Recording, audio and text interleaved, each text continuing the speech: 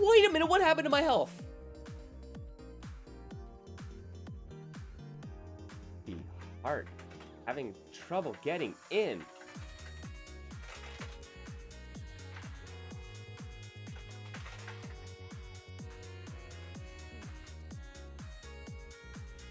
Again, sending in the dinos. That flamethrower too seems really dang good. Oh shoot, that was a punish, and picks up. Nice.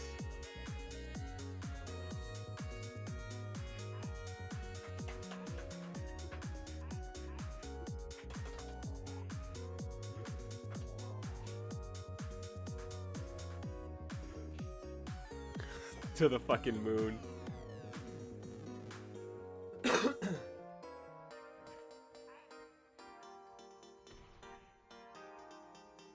Fucking beautiful.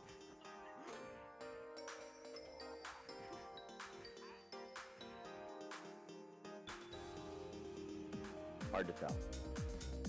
She's got the like, she's got like the charmed blush in the character portrait, but this looks more possessed. She's cracked out on this one, yeah. She's Oh, very hey. similar to her brother. Oh wow, you got a Oh. Shoji combo. Oh. Flip that, flip that, flip that. That was cool. Oh, challenge from the wait, what? How? Okay, you just did like the Ramses thing with him. Where Oh, you yeah. launched, where you Yes, held and- onto the projectile and launched it. Holy shoot. So it just as it was leaving my hands, you teleported me. So Yeah. oh dude. Yeah, we'll have to get back into that. Someone Yeah, make a for sure. A mental note. Yo, Ridiculous. please somebody clip that for us. Yeah.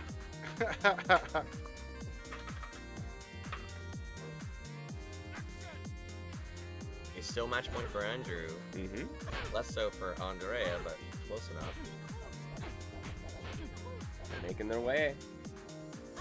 Bluff doing some nice damage here. Has corner Oh control. wow, yeah. Andrea's gonna take this, I think. This round, I mean. Oh. 75%. Can you get this? You have full bar. Oh, decides to spend it on that. All right. No, it shoots above their head. Yeah, and then Andrea knowing, Oh. waiting for the punish. Yep.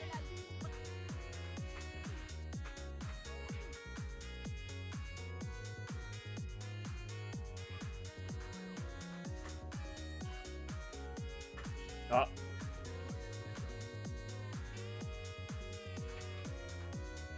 Ah, shoot. Shoot. I thought if I could get one more super off, that would have done it.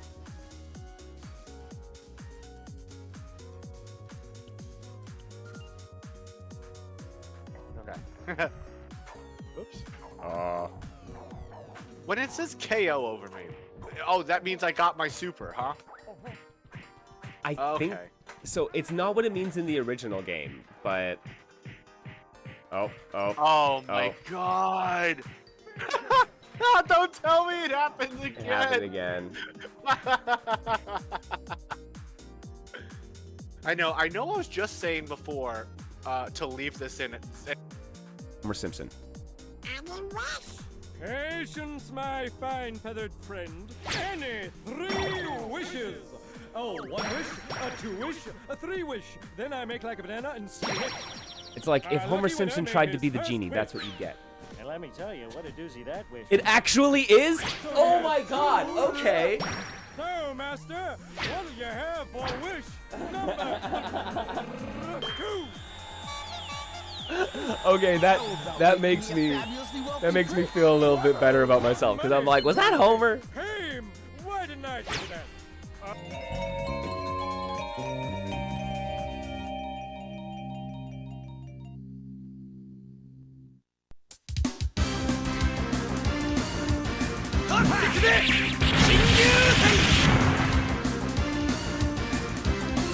Here you go!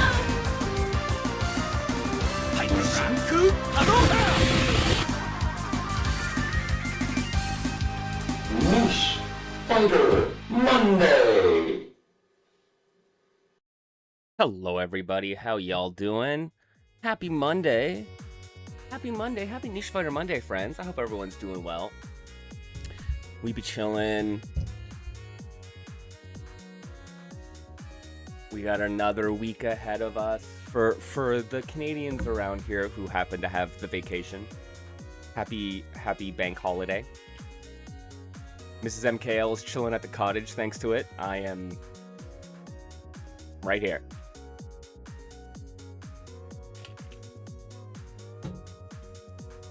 I've had a lovely father-son weekend with my puppers Snowy, so it was very nice.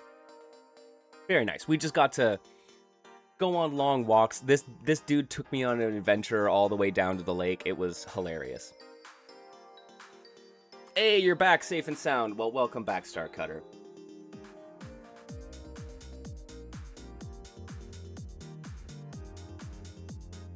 Yeah, no, it was super dope. So we talked a little bit about it last week, but I met up with Star Cutter and some other folks at Toryuken, the Toronto major, and we ran some Blueblood Arena. It was super fun. I actually have some footage from a little single elimination bracket that we ran. It's on my laptop, so I gotta get that off of my laptop. I'm gonna get that uploaded for everyone to take a look at, to kind of see what it's like when, because there was a good mix. There was a handful of people who had like never played the game before. There was like someone like me who I had played the game but not in a while. Right, Sylv was there and they had a little bit more experience, and then like Star Cutter was playing and they made the game. So, and then yeah, the Bootsies dev was there, right? That was so wild. Okay, like look, I'm gonna put it out there. If you are a developer, a fighting game developer or just game developer in general, and you are a Canadian, please let me know. Like, it's so wild to me. Like, you're all here.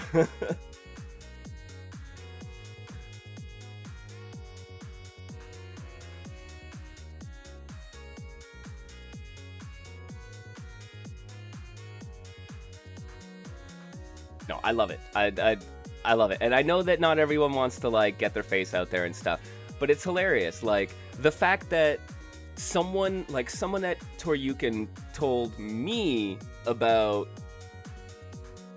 one of the developers of Vital Charge bringing the game to our Toronto weekly.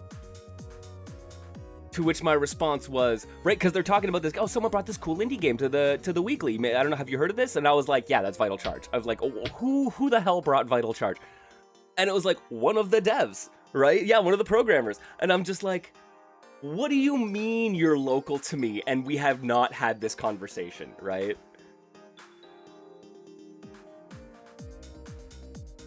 Was he there on vacation? Okay, look, okay, that's fair. If he was there on vacation, that's one thing.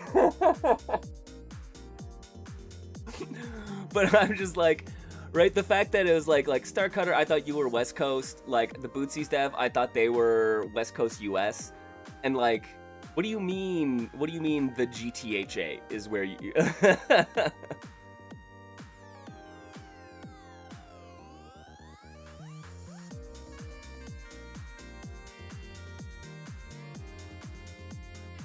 Future aspiring Canadian, Aria, you'll be more than welcome.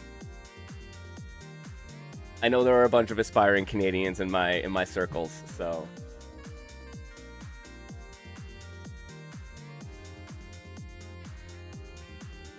Yeah, you started modeling and texturing your first 3D stage for Robot Metal. That's it. Guys, okay, I gotta say, so I've started learning Kastang, the fighting game engine developed by Panthavma. And as a result, I'm also learning Godot and Blender and learning how to use Git and right and like all these other things. It's been a great experience. I have really enjoyed so far like the process of learning this, right? Like applying some of my fighting game knowledge and my like ancient programming knowledge to building a fighting game. It's something I've always wanted to do. I now understand my developer friends so much more though. Like, I know now why some of you are the way you are. I mean that in the most loving way. But like, yeah, it's a struggle, man. there's a lot to learn. There's a lot to wrap your head around. And I am definitely like, oh, I was in the Dunning-Kruger, right, area where I was just like, I know enough to be able to talk about some things, but like don't know what it actually entails. And as I'm learning what it actually entails, I'm like, oh shit, there is a hill in front of you, and you got to be ready to climb it. Yeah, one of us.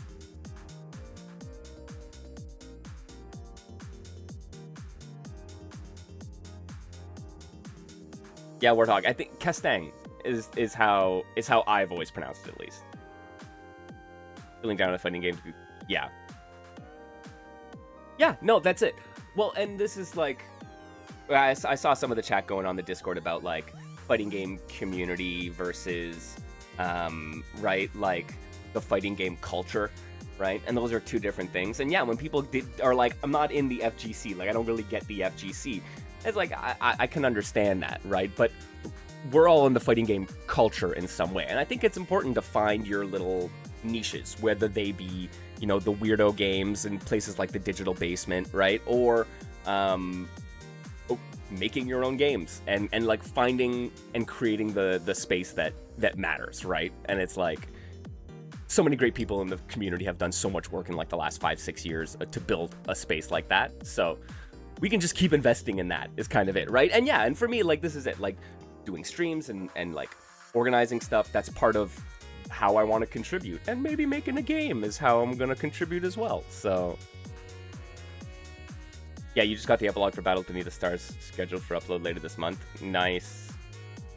Back to Ascendance of Obsidian 2.0. I love it, Warthog. I love it.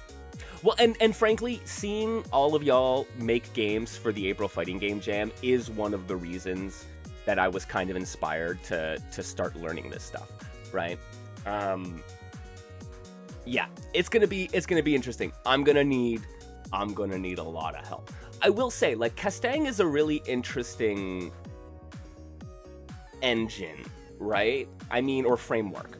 I think it does, like, it does a lot really well and actually lets you make something fairly quickly and fairly easily. But then I think some things that, like, me as a non-programmer, but a, like, design-minded and, like, fighting game player, think are things that are pretty obvious that should be easily accessible that are not easily accessible in the engine, right? And so it's like you can get a certain point very quickly and relatively easily. But then when you want to really go beyond that, it's going to be, I think, a bigger hurdle than what is initially lent on when people talk about Castang as a framework, right?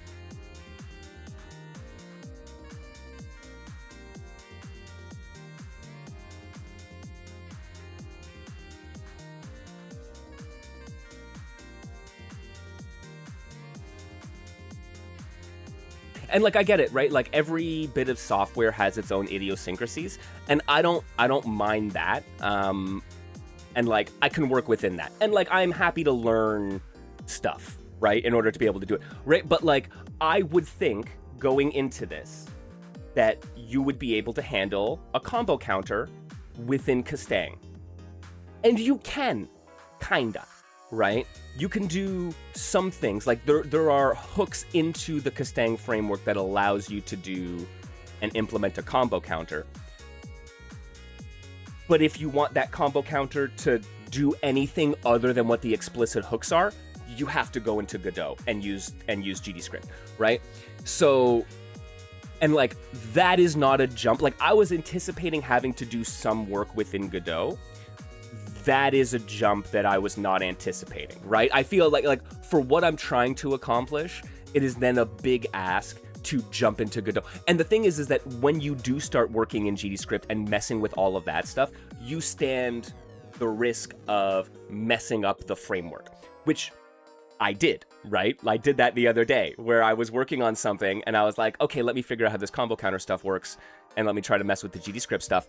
And I did something And what I thought I reverted it to the same state as it was prior to any of my changes, but it just caused Castang to crash. So, right, like I borked that project file. I could not recover from it. So, and I think within Castang, there are a lot more fail-safes to prevent you from doing that. But once you start delving in to Godot itself, then it becomes a bigger issue.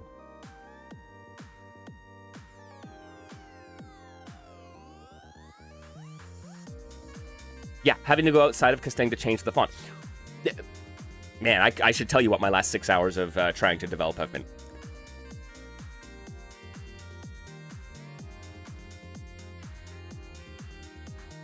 Yes, Warthog, and that's what I'm hopeful for, right? So that's what I'm like, already, like, I managed to figure out how to get pushback on the attacker working when the defender is in the corner.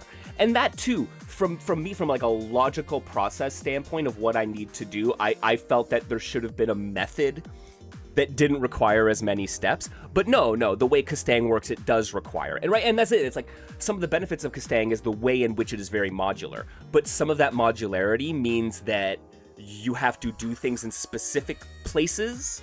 And I think, like, if not for that system, you would be able to do it more easily and more readily. But it is then like, oh no, you either have to take a longer workaround or you have to delve into something deeper that risks kind of like messing up the framework. But yes, so like already, but since I managed to solve that, right? Like that is a problem that Mohost was working on as well. So I tossed Mohost my code for that, and like hopefully they can get it working and feeling right in their game. And if that's something that like once we can start, right, standardizing that kind of stuff basically, and like working with each other. So that's part of it, that I need to communicate with other Castang developers more to figure out what their solutions were. Because that's what I find is once I see a practical implementation of what my logic structure is, then I'm like, okay, I can tease out what I need to do and how those things work. But like, it can be hard to parse otherwise.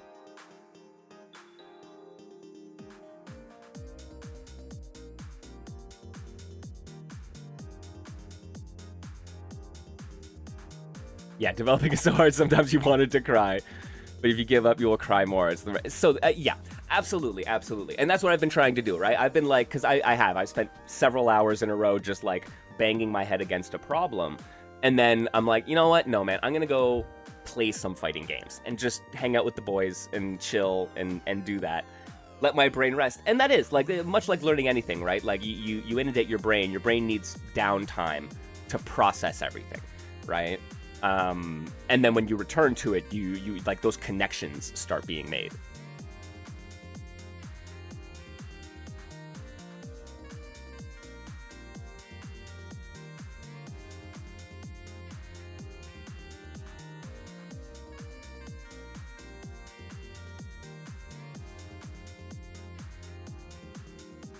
Yeah, getting sprites to show on CSS felt way beyond me despite being fairly common as a feature. That's it, where I'm like, hey, let me change the size of the combo counter. That is what my last problem was, where I'm like, I'm trying to change the size of the combo counter. It's minuscule, right? But the way that Castang handles it is that you have a hook for the P1 side and it mirrors it to P2. So if you change the scale, the way that Castang scales it, it offsets everything. So you can't change the scale unless you go into the root and change the default text. But if you change the default text scale, the combo counters will look right, but then all the other text elements also get scaled up.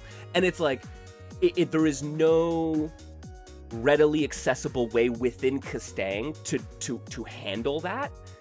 And it's like, yes, you can readily do that within GDScript. But like I said, I think that is, for what I think people like me, who are the people who are going to be inclined to use Castang as a framework, what our expectations are when we go in, that there would be more, I don't mind messing with code and stuff and trying to deal with the modularity and the idiosyncrasies of the Castang framework. But like, some of those seem like fairly reasonable asks to be able to do in that method without having to resort to the digging deeper, so to speak, right?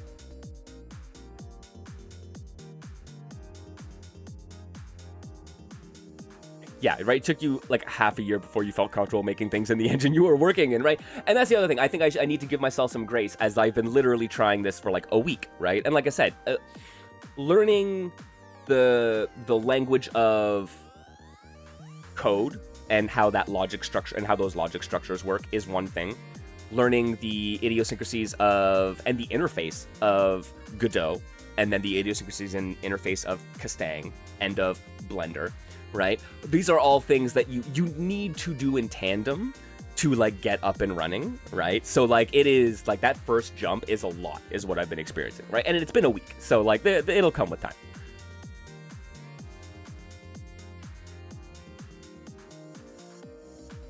That was after graduating from Gate of College, was admittedly helped, right? Yeah, I have no such backing. Right, that's a real issue. There's no font size adjustment, right? And so there is. You can adjust the font size of the default text scene within Godot.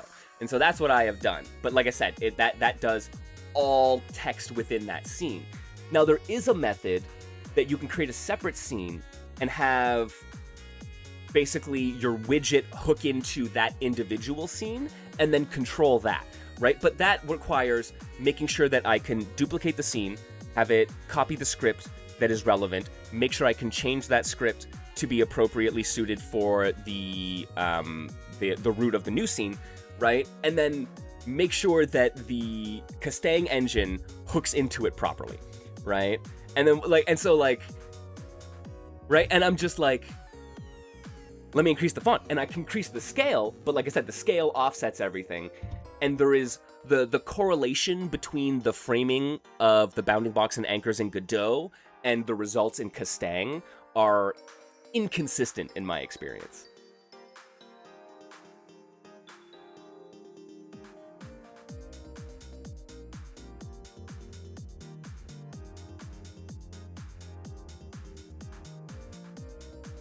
Yeah, scared when you go beyond core fighting to make other modes. Absolutely, right? And that's the thing where it's like, at that point, you need to just know how to do shit in Godot and then also understand how to hook Castang into those things, right? And like, that synthesis of knowledge requires a very strong foundation in both of those things individually, right? And so, if the pitch is, you don't need to have the complete understanding of those things to work in Castang, which is true for a lot of things, that it does not hold true when you want to do stuff outside of that box, right? So there is a fairly specific box, and within that, I get it, right? And even outside of that, I can understand some ways to make it work, but like, yeah, there is a sphere of things that you want to do that suddenly require a significantly larger amount of knowledge and experience than I think what is pitched necessarily.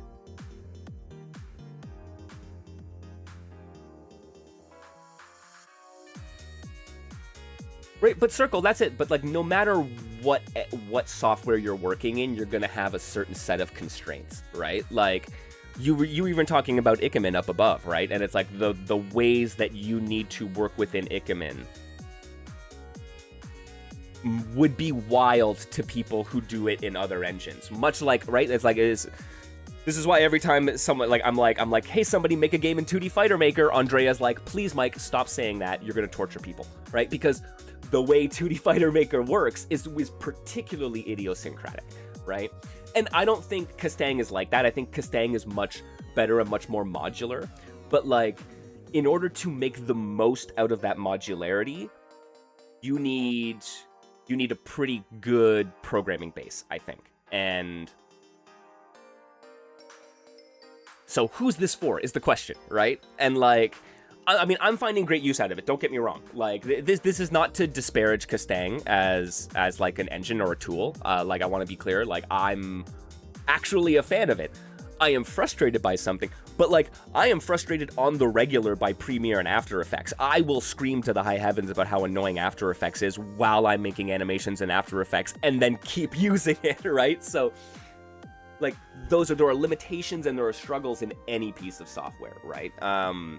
But I think and especially, like, I mean, I've spoken to Panthavma about this, right? Where I think they had a certain vision of how people would interpret Castang that when people ran into the engine, it didn't line up with their expectations, right? And I am finding very much as a someone approaching the engine now that I am like, oh yeah, I understand. I feel that divide that they were talking about, right?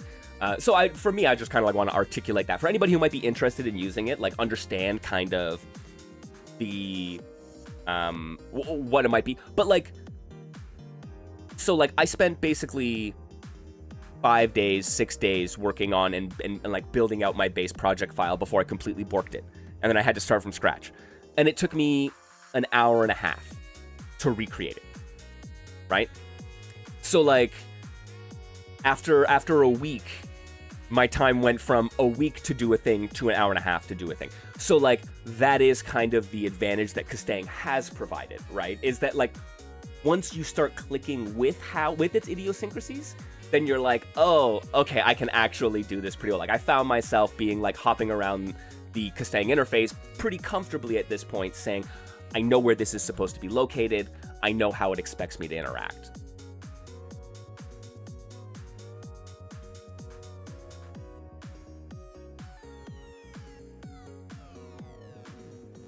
Dude, like,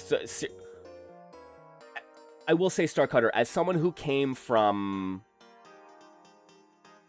like,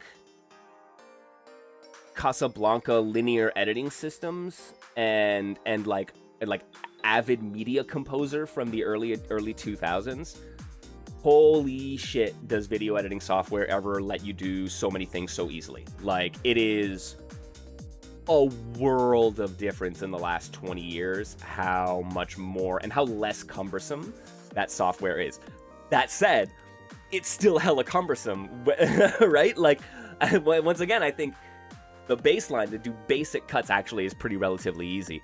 But yeah, some of the shit where you want to do like X, Y, and Z, you're like, no, you need another software tool, you need software suite. Sorry, man.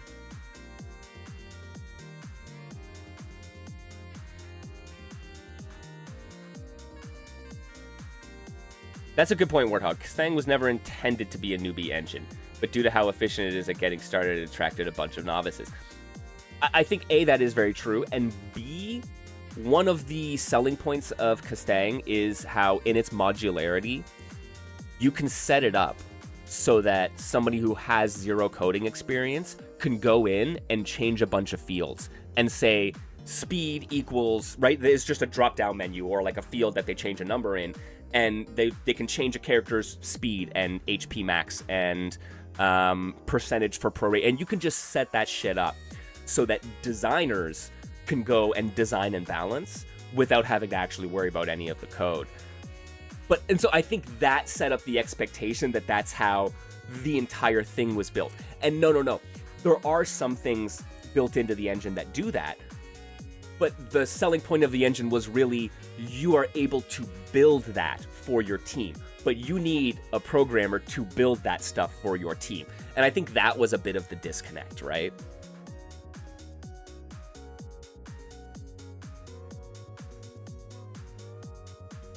I would say, especially if you have a good like programming knowledge base, definitely look at Castang.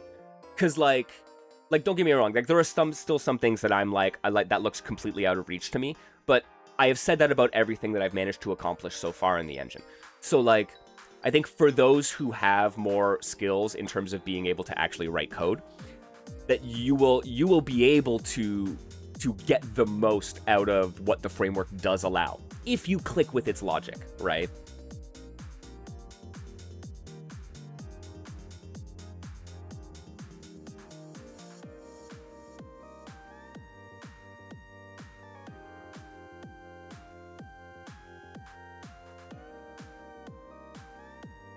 Yeah, eventually want a 3D RPG story mode, right? And I think that's a lot of the stuff. And I mean, looking at folks like JTS, who's working on Battle Dudes and worked on Dansons la Valse for the Game Jam, they have done a lot with Ikemen to be like, can I push this to do things that it wasn't necessarily designed to do, right? And I think it's worth remembering, like, Ikemen has a lineage in Mugen, which has a lineage as a shoot-'em-up game, right? So, like, the process of developing those engines, though it is very, very fighting game focused, obviously, there was always the ability to do more within that framework, right? It's, once again, can you work within its constraints to do the thing you want to do? It might be easier to do elsewhere, but you might not get to the point of doing that big impressive thing or that off the beaten path thing unless you can build the core fighting game, which Ikemen allows you to do, right? Yeah, so initially Mugen as a game was supposed to be a shoot 'em up, like a vertical scrolling shmup. And eventually something happened with the development where that's not the path they went down. And instead of doing that, it turned into, right? It was just like the exact process of why. I think, like, basically we're making tools to make this shmup called Mugen, and then, like, the shmup wasn't coming together, but the tools lent themselves to making this other stuff, so they made a framework instead, right? Hey, what's going on, Rod? We're just talking a little bit about my me dipping my toes into the world of game development and my excitement slash what the hell am I doing with my life? Why make these choices?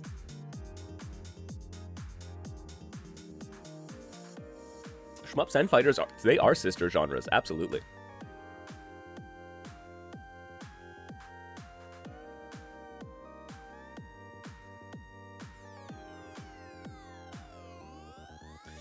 Yeah, it is a bit of a rabbit hole, absolutely. I'm excited, though. I'm excited. And, like, we have long been chatting in my Discord about this idea for a game for, like, the past 3 years on and off. And there's been some kind of, like, activity in there and some excitement for people to work on it. So we have an artist working on prototype art. Shout out to Miwi. And then I'm trying to build the base for the fighting game itself in Kastang. So DMs are open when I panic. Just mild doubts, right? Yeah, I appreciate that, man. I really do. So it is a fighting game that we're making. Absolutely. Yeah, and, like, for me, my big thing is what I want to do is I just want to collaborate with folks and learn some new skills. And so far, that is exactly what we've been doing. So here's my niche fighting game news. Biggest news of the year, man. Yeah, absolutely. Like I said, Warthog, I was thinking about leaning on folks like you and Mohast who have some experience working in the engine for some help on the code end of things, because I'm really alone on that right now. And we're trying to bring in some folks to help out with art. So, I mean, I think our big struggle, like, we're prototyping right now, and all the prototyping is going to be done with 2D art. But eventually we do want to use 3D models with like a low poly, like Mega Man Legends style low poly aesthetic. So that's the thing where I'm like I can do some 2D art, I can animate some 3D art, but, like, modeling, rigging, and texturing, that's really stuff that, like, we gotta. So, like, Miwi's gonna be hopefully working on some of that. Yeah, we're gonna have to start bringing in folks to help out with stuff, and yeah. So hey, I'd appreciate it. It'd be dope to do a lovely community project like this. So much game development in this chat, dude. Like, my entire stream has basically become a hangout for, like, indie game devs. It's amazing. I love it.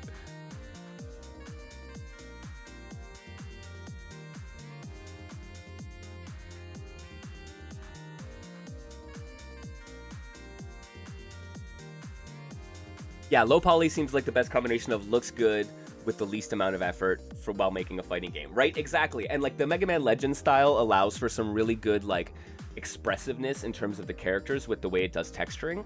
And then the low poly stuff, I think, is like attainable for a lot of us or a lot more of us, and like I think it can fit with kind of the theming of the game that we got working and stuff like that. So, which I'm a little reticent to share a lot about right now, but I mean it's publicly available in my Discord. So.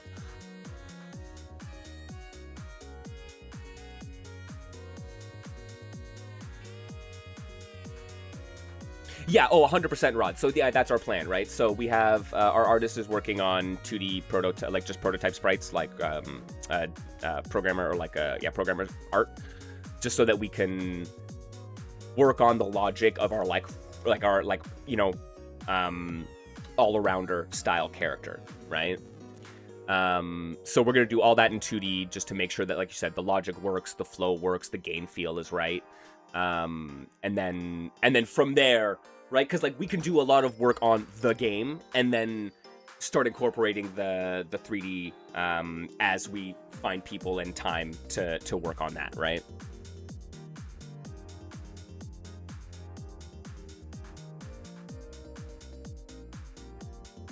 Use Germa when in doubt.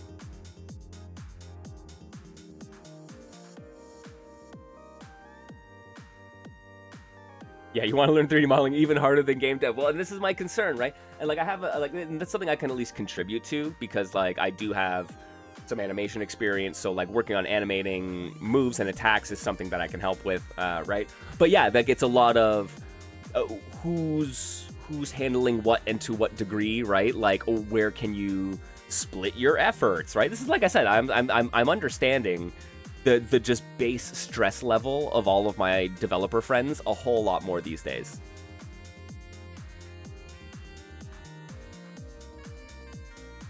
And so that's right, and that's part. Okay, so Star Cutter, right? It's really, you had someone helping you at first. It's so expensive for real compensation. Absolutely, right? This is one of my struggles where I'm like, look, I want to do this as a project with with my community. We've been talking about it as a community for so long. I'm like, it's also a lot of legitimate work, right? And I'm like, damn, like I feel bad sometimes being like, just do it for good old MKL, right? And it's like, it's tough. So, but like, well, I can't afford that, man. I wish I could.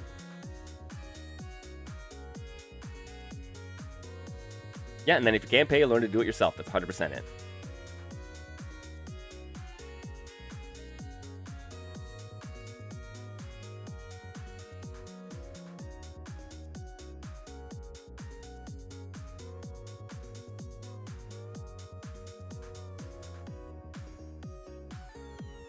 Oh, absolutely. There's only so many skills you can just learn. That's where I'm at. Like, the last couple days for me, I hit that, where I'm just, like, learning Castang and Godot and just, like, the logic of scripting more broadly is a lot, right? And because all three of those things, right, like, the base language, whatever it might be, right, is, like, that logic structure carries across a lot of different coding, like programming languages, but they all have kind of different terminology. I said it, right? It's like the learning to game dev is kind of like knowing a bunch of verbs for a foreign language, but not knowing how to conjugate, right? Or not knowing any nouns, right? And you're just like, look, I can do some things, man, but like, I don't know how this is gonna... And yeah, it's hard to like to do all those things simultaneously. And so I kind of like fried my brain momentarily as I was just like, I have to stop with one of these things. I need to just focus on one and let my brain kind of reset on the others, right? Just because, like, yeah, the multiple unique skills at the same time it's like a big mental load to learn things, right? And it's like, and I feel pressured for some reason to be like, I want to make more progress. So, because like I'm enjoying it, like I like the progress and I like the idea. So like that desire to make more can make it frustrating when you're then not, because you're just like, look, man, like my brain's at capacity, right? And it's like, that's not, I can't do anything about that.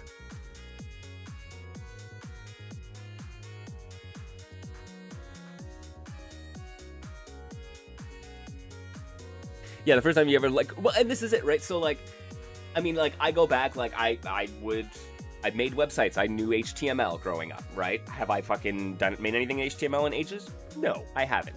But like, so like some of that logic structure stuff is there, right? Like I've had experience making mods for like Unreal and shit like that. So, yeah, like manipulating things in scenes in 3D space and like understanding script. Like After Effects has a whole scripting languages for their expressions, is what it's called. So like I understand a lot of that. But yeah, man, the like the multiple languages is tough.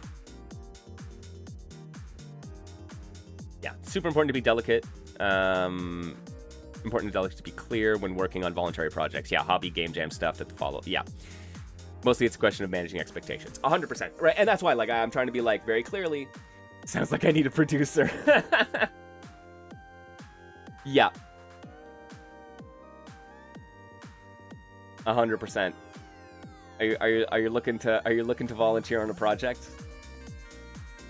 Well, and that's the other thing, right? Like, there's a certain level of project management that I've had to do to coordinate this, right? That is yet another skill set that you got to go and learn and improve at.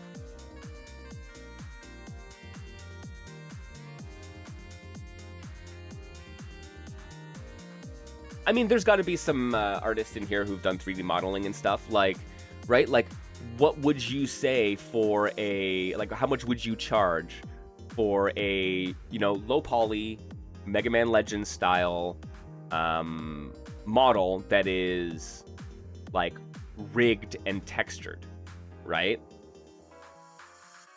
Because, like, there's that, and then, like, we can do the animation and just eat that cost if we can get someone to make the model. And like, yeah, if we're happy with the base model and the level of expressiveness, right? And then it's like, hey, but like, not having someone core to the team responsible for that means it's also harder to go back to them if you need changes, if you need updates, if you want more costumes or whatever the case may be, right? So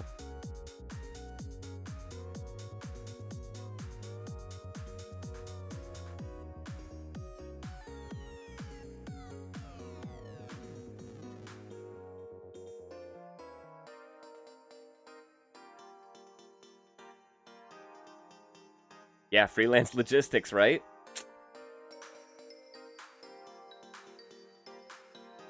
And it's funny, like, I know some devs who have run into this with various disciplines, right? And because, like, you think off the top of your head, you're like, oh, that's easy to silo, right? Like, I don't actually have to handle that. I can make someone else do the background art, right? Modeling 3D backgrounds and stuff like that. And then you change something that impacts that, and then you got to go back to them to make an update. Can you get them? Right? And it's like, no, same, even music, where you're like, oh, someone made a bunch of music. I have a bunch of themes for my characters. Now I have 7 extra characters. Can I go back to the same musician? Can I find another musician who can make a style that matches necessarily? Right? Like, those are all, you would think, like I said, easy enough to chunk off and not have to worry about those knockoff effects, but like they can still come creeping up.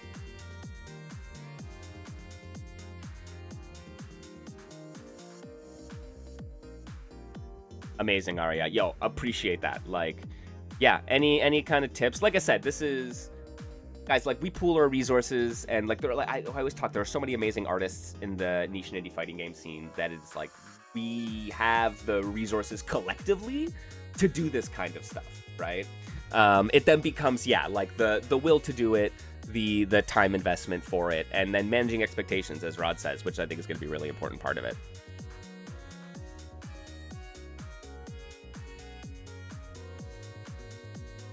Hobby producing might be a thing. Hey, Rod, man, even if you want to just come take a look and, you know, give us your 2 cents.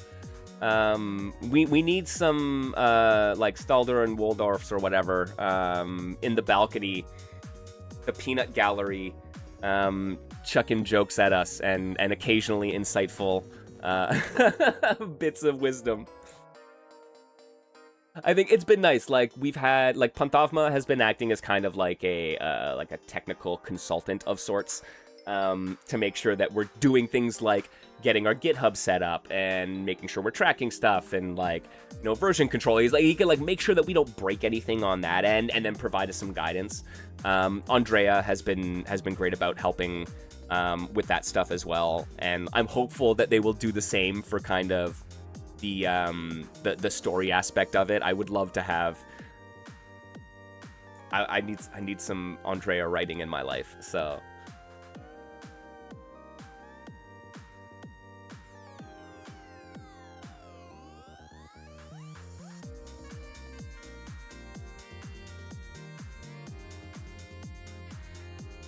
Oh, absolutely, yeah, and that's it. Like, I'm super lucky to have such a, like, great circle of folks in the game dev space to, like, yeah, like, to help us along with that stuff.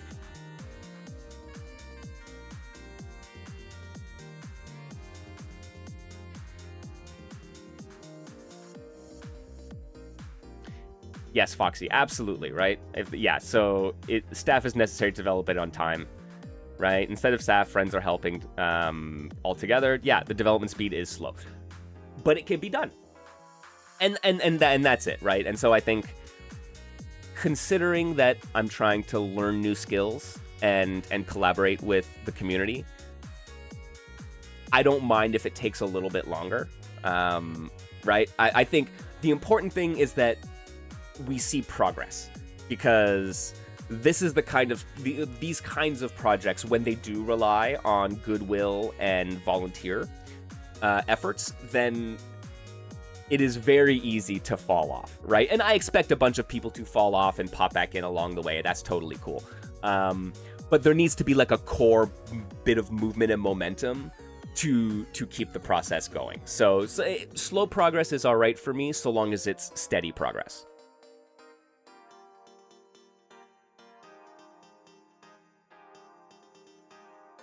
Yeah, Rod, and that's exactly why Panth was so adamant about getting the Git set up and stuff like that. And it's true. It's already helped just in terms of being able to track what our core goals are and being able to see at a glance, like, where MeWe is at with their progress. And then it's going to be super convenient as we start actually prototyping and getting a build out. It's going to be really helpful if we have multiple people working on it, just to make sure that, yeah, we don't break anything, and that we can work in tandem and not have to sacrifice a ton of time kind of, like, organizing the remote work kind of aspect of it.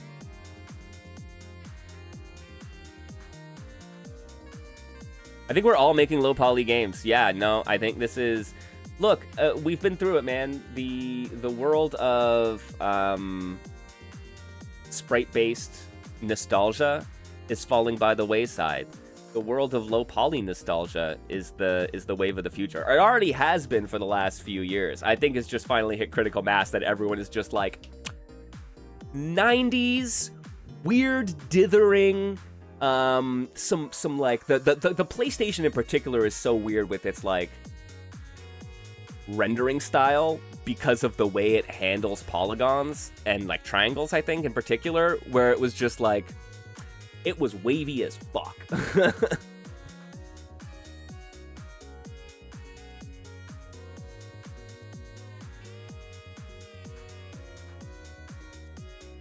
Yeah, yo, Crimson, that's actually really interesting, right? Because it's true. Keep the scope small. I appreciate that. I have been a victim of scope creep in the past, and I have no intention of being a victim of it in the future. So, like, it's something I'm trying to be really cognizant of. But at the same time, one of the bits of advice that keeps getting given to me is go big, right? So it's like, keep the scope small, but also go big and then pull back, right? And so it's like, because if you keep a scope too small, then you never go that big, and when you pull back, is that enough?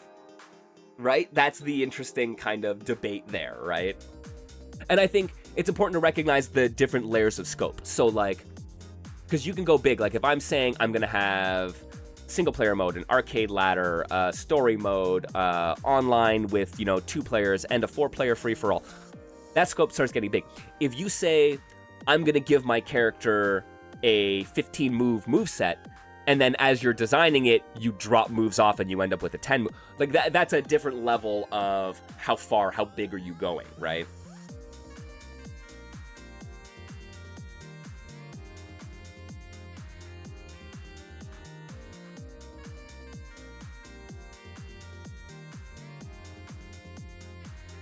Yeah, get in Google Drive. Yeah, that's basically my plan.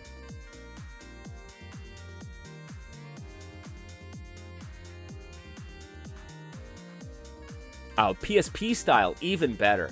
Give me some DS, some PSP. I like this. Yes, that's it, Rod. Go big on one thing because you want to differentiate. That's okay. That's a very good distinction. I like that. Yeah, go big on the thing that you want to be the big drive for your game. The rest, just make it exist first. Yeah, perfect it later, add features later too. Absolutely. And that's what I'm trying to get at right now, where for me, where I'm just like, you know what? Let's get our proto art in the game and let's get our core moveset built, and then we can really start figuring it out, right? Because like there's a lot of other stuff that you can do in the abstract that is like, yeah, like I can put something together that is like, oh, that feels good. And like it's funny, what I've actually done was I basically made my movement Melty Blood, and I made my combo system Street Fighter 4, and I started building Sakura, who had Melty Blood movement. Like that's basically what I ended up doing, right? And it's just like left to my own devices, that is where I ended up. Now it's like, it's different when I'm like, here's our character, here's their moveset, let's put that in, and how do those things interact? That becomes a very different question, right? So. But it has meant that I've been able to just try stuff and really enjoy it. Yeah.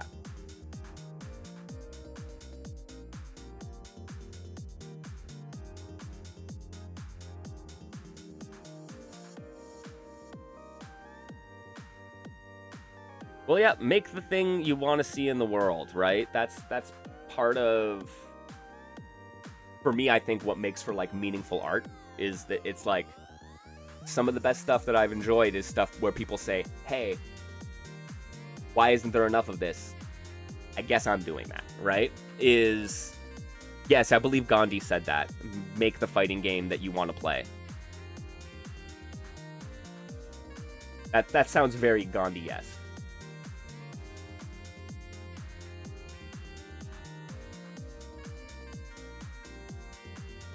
Yeah, Guile Windcoat is a great example, man. Like, I think that he noticed a lack of a certain something and said, why isn't there more of this? And just started doing it and is doing it extremely well, right? Yeah, me yapping about niche fighters was the same thing, where I was just like, why is no one talking about this stuff? I guess I'm going to be the one to do it, right?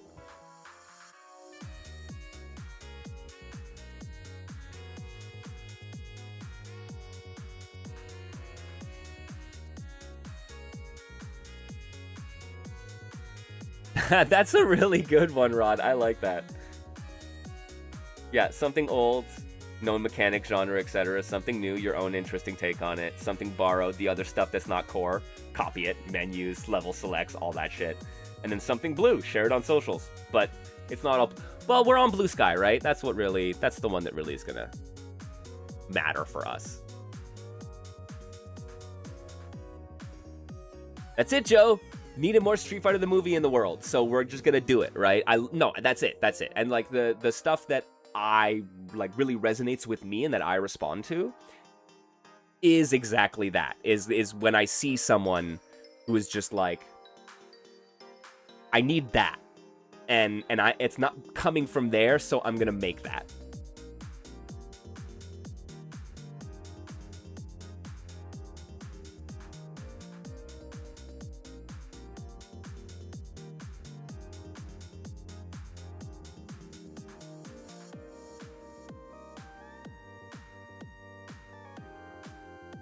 Yes, more endearingly janky stuff. 100%.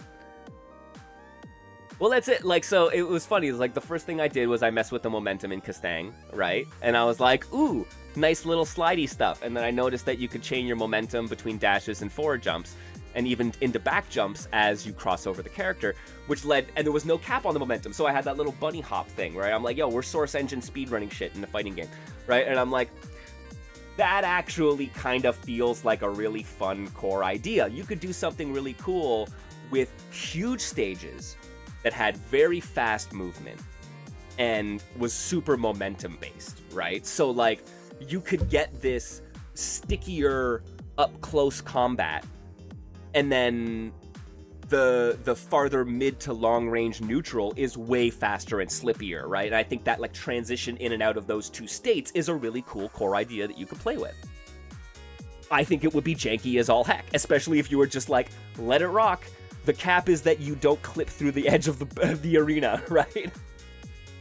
And yeah, no, that was it. It made me think of like, oh, that's actually way more anime fighter aesthetic than a lot of the anime fighters actually are.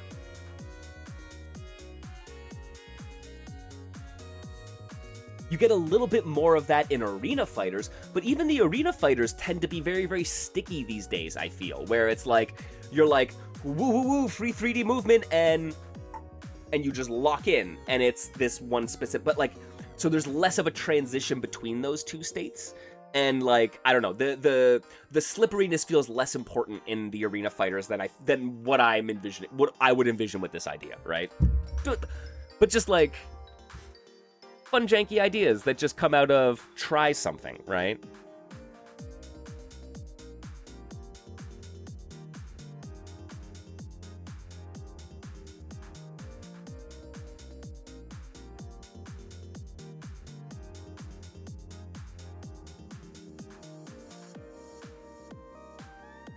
Yeah, the slippery from afar, sticky but short bursty combos and melee distance. Yeah, it's 100% it.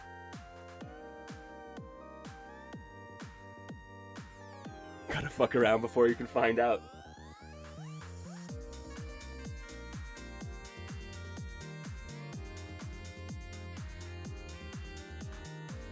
Well, and right, and it's, I think momentum in fighting games is an interesting concept, I think, because traditionally fighting games are very, very digital and binary in that stuff, where it's like you have your jump arc, and your jump arc is very strict in fighting games traditionally.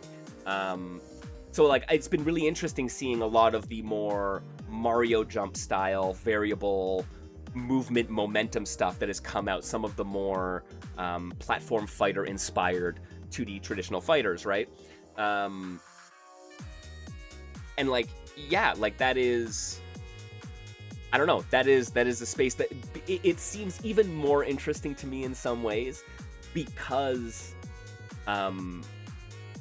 the genre usually works in that very strict way, right? So to your point, like Rod, like to differentiate something old, something new, something borrowed, something blue, right? Like, yeah, that's the familiarity of the stickiness up close with the, could you get a, what if you could get a much more momentum-based Marvel Hyper Fighter style neutral, right?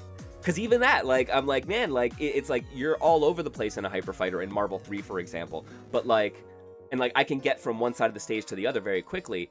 But when I do Morgan Air Dash, those are very strict dashes. That shit always goes at the exact same freaking angle, the exact same distance, right? I can't pick up extra momentum. I could just repeat the action. And so like, what if you could repeat fewer actions to achieve the same thing, but now you're not in control of it as much anymore, right? So I don't know, those are interesting ideas for me.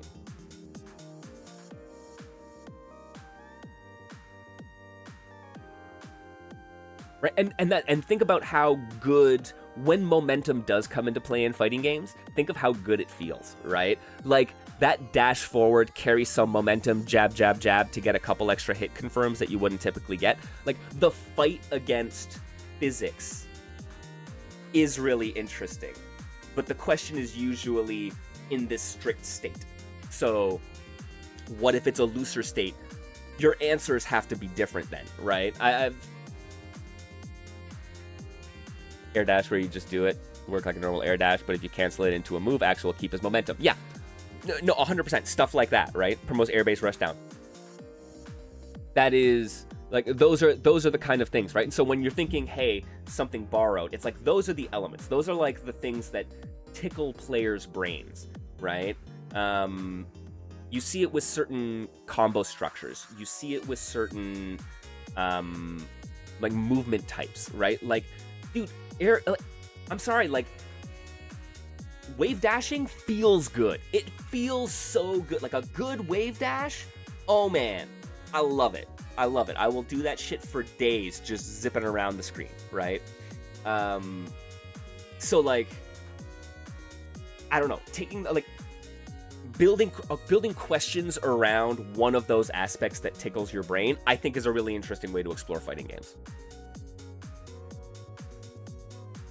Yeah, the platform fighters are so much less digital. That's 100% it, right? The free flow of Smash, but work it into a traditional fighter. It's why Combo Devils is so interesting to me, because it says, I'm a platform fighter, but also let's bring in some of that traditional stuff, right? And how does that change the variability, right? And that is like an interesting question to ask, and they have interesting answers. Games like Rainbow Core Hypernova and stuff like that, which lean heavily into momentum, I think is a really great example of something that's super slippery, right? And is like, yeah, explores that different aspect of it.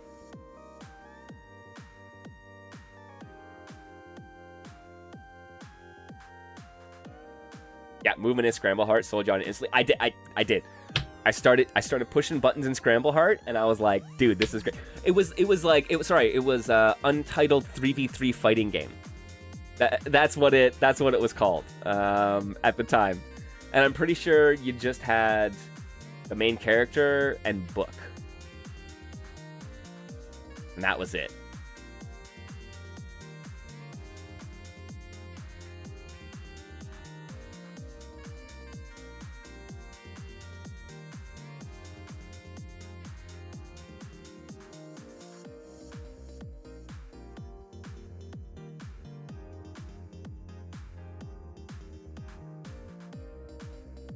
That's amazing, Foxy. Friends can use Robo-O characters to build testing characters. They're friends to the plan. I appreciate you. That is lovely. Thank you. I might take you up on that offer. Get Melody in there to help test out one of our Rushdown characters.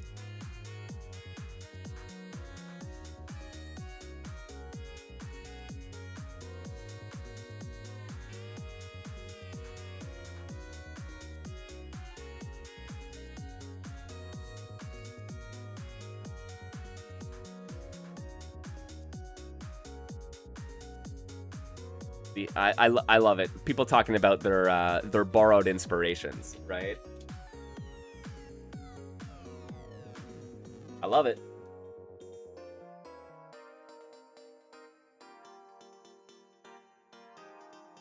Using Sailor Moon frame data. You got to start somewhere, right? And it's funny, I'm surprised that I started with Street Fighter 4 Sakura as opposed to a like Hyper Fighter style character or like combo system when I started messing with Kastang. It was genuinely, it surprised me. But I put together this stuff where I'm like, oh, that's Sakura's jab, crouching light kick, and crouching medium kick that I had made. And I was like, I checked the frame data, and I was surprisingly close. Like, I was only off of the Sakura frame data by a couple frames here and there, right? And I was just like, oh, damn, that's what I'm making. All right.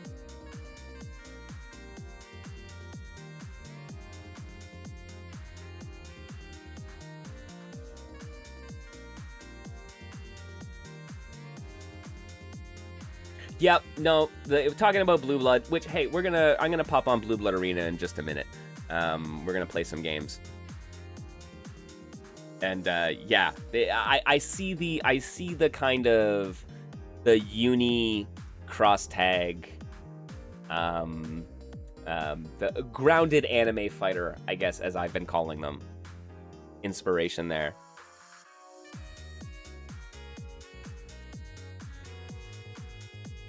Dude, we need to mobilize the Sailor Moon community for it. Honestly, for me, Sailor Moon S is one of the games I am thinking of when it comes to what I'm working on here. It's an untitled digital basement fighting game. Because, yeah, I do kind of like, I don't necessarily want just a chain system, but I don't want really strict links.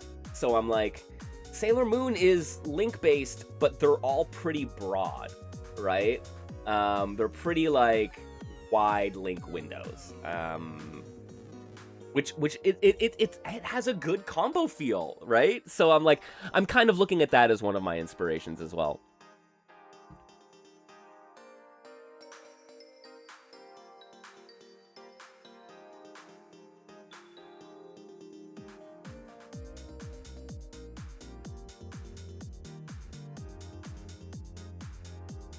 Yeah, no, Big Zam Edition is really good. Big Zam Edition has a ton of great quality of life features.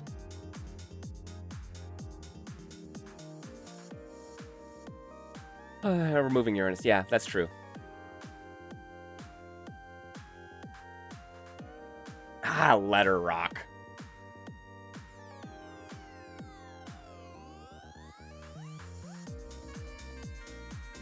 All right, my friends, I'm gonna take a little bit of a break here.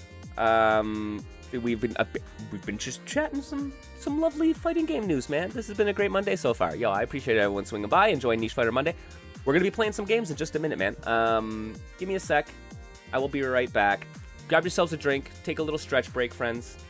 We're gonna come back. We'll play some Blueblood Arena. You can, if you have the game, please consider hopping on in. If not, I hope you enjoy some matches, and maybe you can ask Starcutter, the developer, some questions.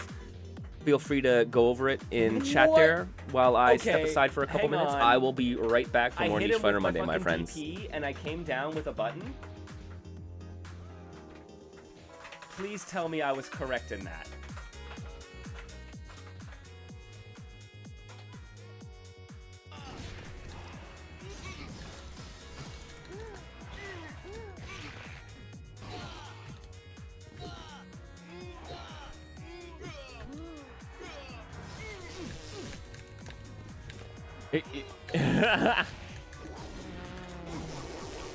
Come on with the interrupt.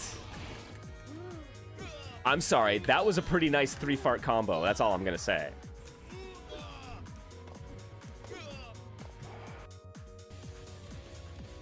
Oh, yeah, DK people go fighting climax. Okay. Get out there. Show 'em what you got. Battle. All right. Yeah, we got the mop.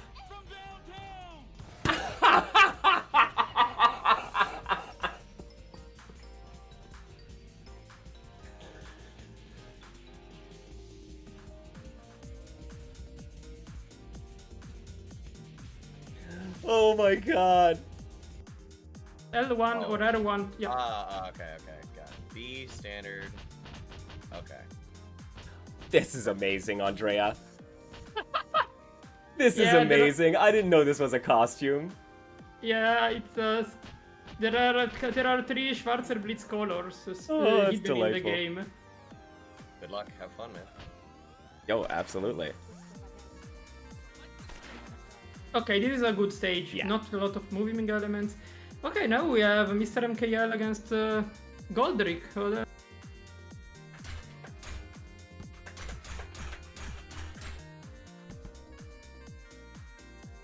Okay, so...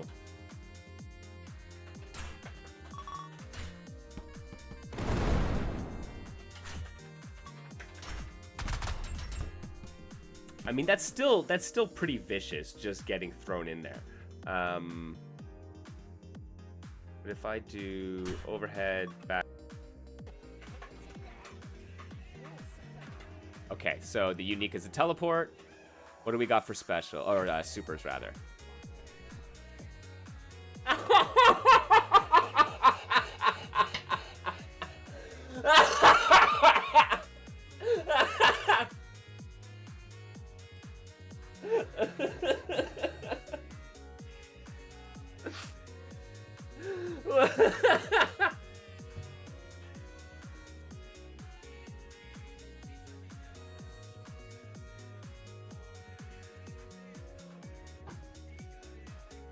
Oh my god.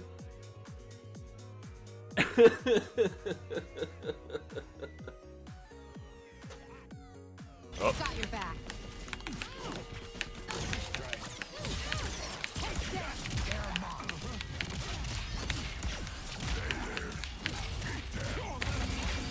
Got your back.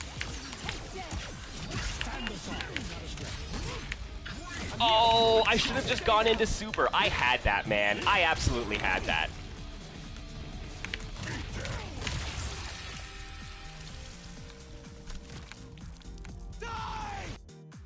Be not like just Yeah, that's fair. being That's introduced. totally- I just don't want to do the game any disservice. That's all. So I'm No. gonna Yeah, do my I best to be wish- respectful I of the wish I community. could And respect the commentary myself.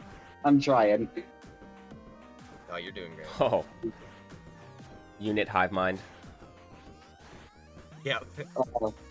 Y'all are gonna lose your crap though when you see the secret character. As soon as I get someone who I know I can actually beat, I'm gonna pull out one of the secret characters. and y'all are gonna- Sandbag o'clock. I understand.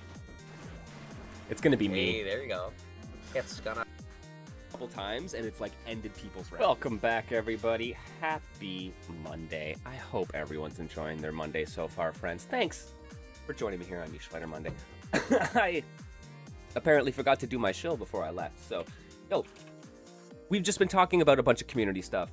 We hang out in the Digital Basement Discord. Consider joining us. It would be awesome. If you really like what we do, though, we also have the Patreon. A couple bucks a month goes a long way to help keeping the lights on here. If you don't have it, that's cool. I understand it. I'm just glad y'all are here chilling. Tell a friend. And maybe if you have those Bezos bucks, one of those Twitch Prime subs, consider dropping it either here, so on someone like Mohast, on someone like That Punk, on somebody like, I don't know, any number of lovely people who stream and do stuff on Twitch. Better they get it than having Jeff Bezos keep it. So spend your Bezos bucks, everyone. And let's play some freaking fighting games.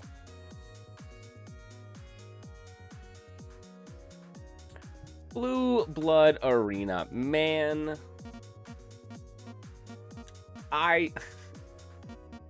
We had, I don't have it here. So unfortunately, Steam does not, if you load a beta onto one machine on your Steam account, it does not automatically transfer it to another Steam account, another machine that has your Steam account. So I unfortunately don't have the secret 7th character that is being worked on that we showed off at, or that Starcutter showed off at Toryuken. But we still got some stuff we could. That's fine. Oh, so many good color palettes.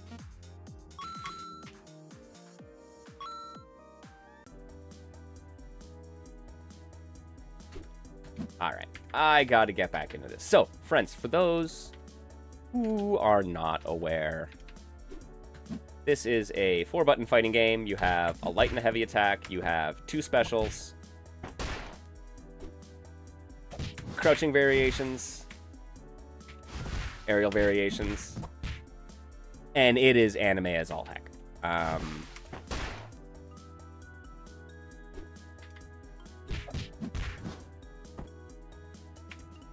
So Violet is a zoner, obviously. So you can drop this bubble. It can hit up to 3 times. Posting a room at 1, 2, 3 if anyone wants to fight. Sick. I'm gonna warm up a little, and then I'm down for some matches, my friend.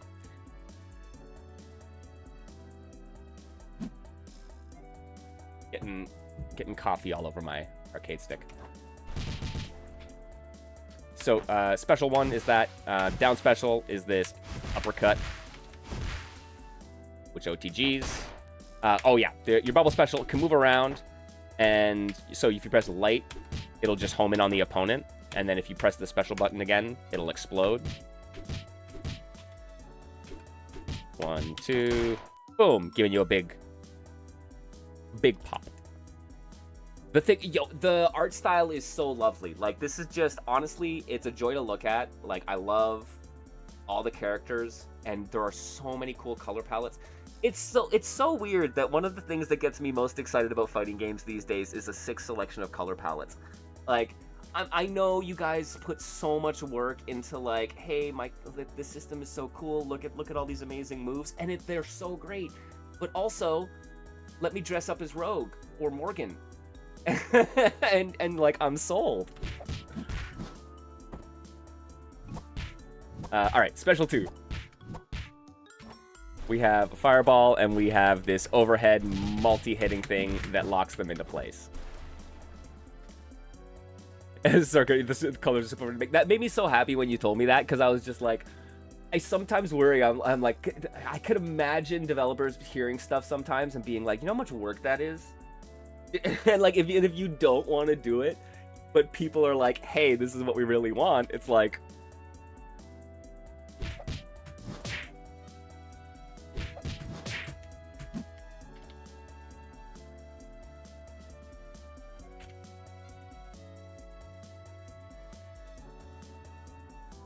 it's having cool looking toys is important. No, it's 100% it. Additional color DLC like Skullgirls did. I mean, like, I like that is 100%. Like, I would easily pay you the price of a latte for a handful of colors. All right. So yeah, we got big Zoner energy here, right? But she's got some cool stuff. Because you can go, right, hard knockdown. Oh.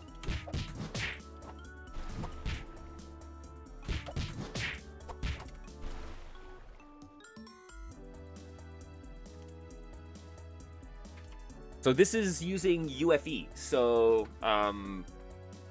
yeah. The UFE framework, which is, once again, kudos to StarCutter and any developer who's using a framework and manages to hide it so successfully that I have to look into it to know, right? Like, these wall bounces and ground bounces do not feel UFE coded, which there is a definite feel to that engine, right? To this engine, so...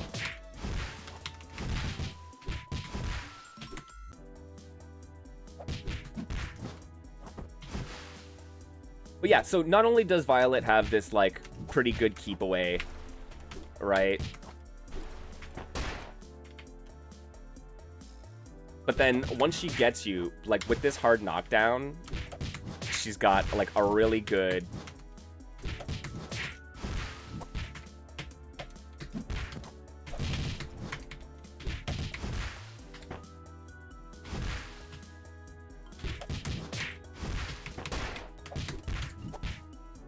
She's got really good, like, combo potential as well as mix-up potential.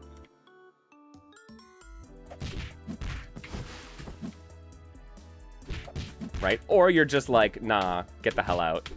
I don't want you near me.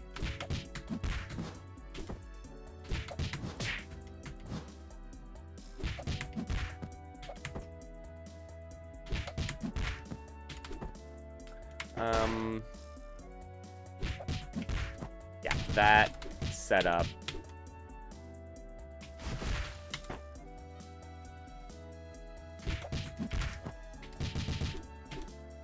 Do it too early and you don't get it.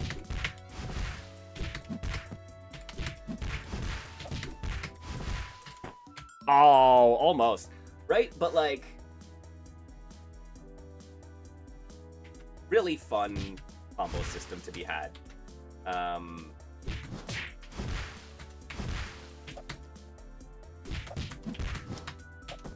And then everyone has two supers. There's a down super, which costs 1 bar, and is kind of like there's like a universal reversal super, basically.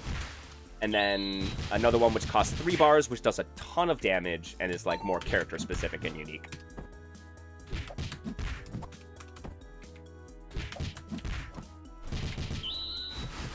Oh, really? Okay.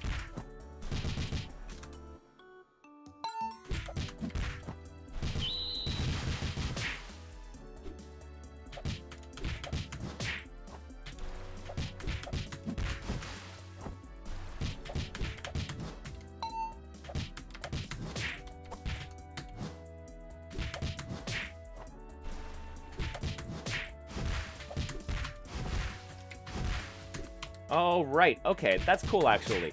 So I can catch them with my with the uppercut here, like the launcher, before they get grounded. I think I can do it twice before I need to OTG. That's good for an extension.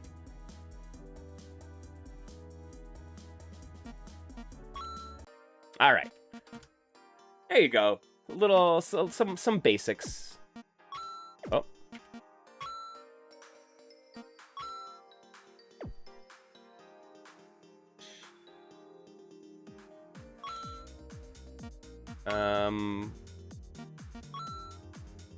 Well. Drawing room.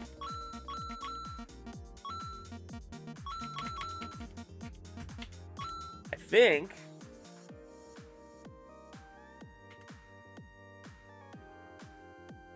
that's what Tom said it was.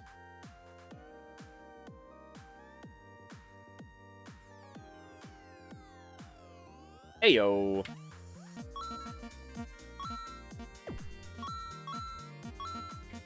Let's go.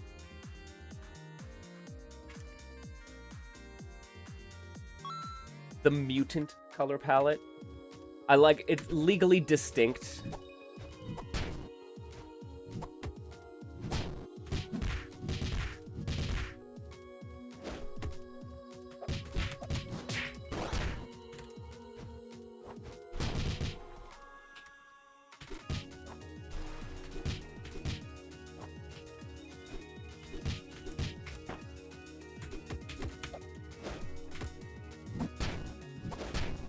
Yeah. We zone in. I love how my fireball actually eliminates theirs as well.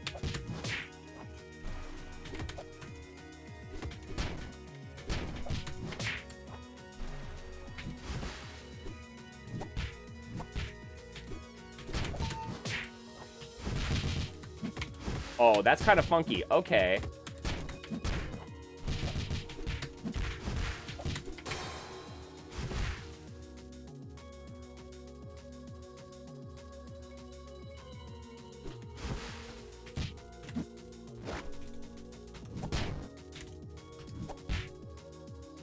Oh, what? Did they change his name? Wait a second. Like every time they're like, it's Gargantuar or whatever, I'm like, no, that's Shumagarath. Please stop lying to me.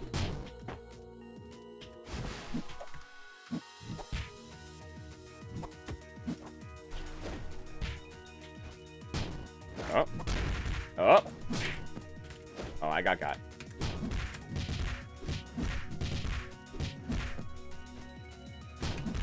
Yeah, I went for the throw. Yo, what's up, MeWee?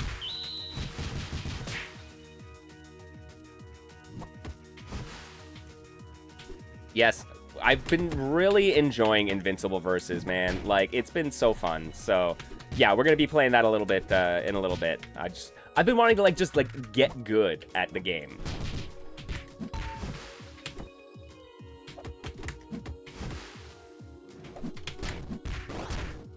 A burst.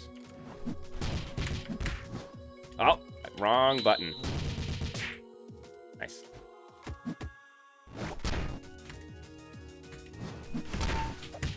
There we go.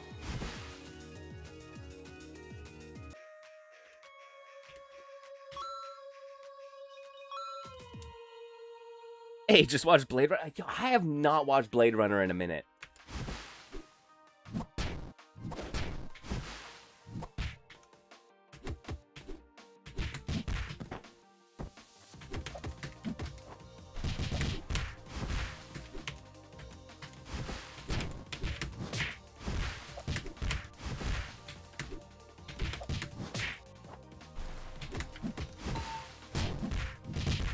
Okay, so I want to try to do this, knock them to the ground, overhead fireball, and then OTG them.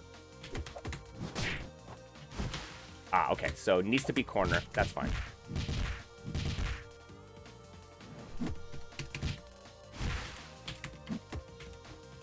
Oh, that was a very meaty drop kick. Oh boy.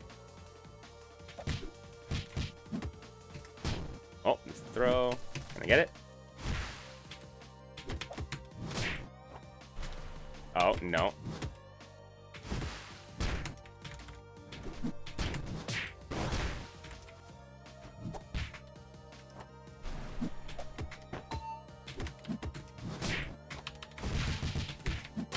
Hey, that's sick. Okay, because that keeps them grounded. So it gives me an OTG restand. I actually really like that. I don't know how practical it is, but it seems hella cool.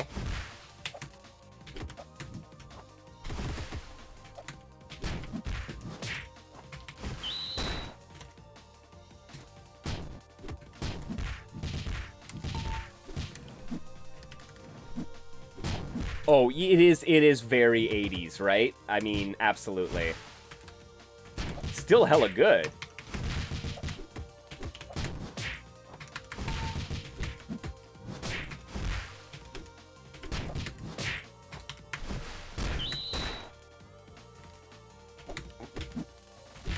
But yeah, a lot of kissing for no seemingly discernible reason.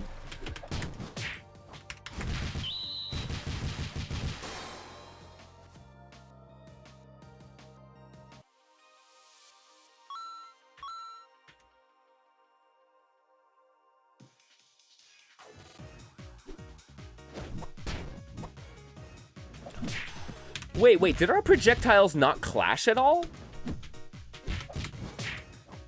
Have I never noticed that as a thing?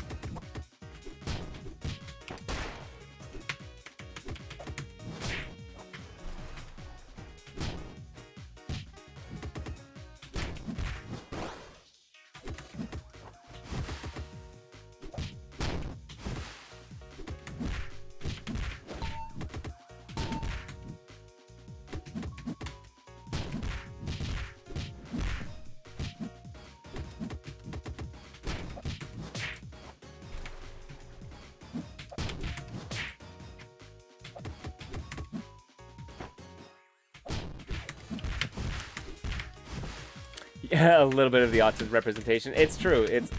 I mean, I think a lot of Cyberpunk definitely has some interesting representation. I saw someone post a screinshot of one of the characters who was just like, I'm so proud of Blade Runner for introducing the concept of trans puppy girls. And I was like, oh shit. We got some good representation in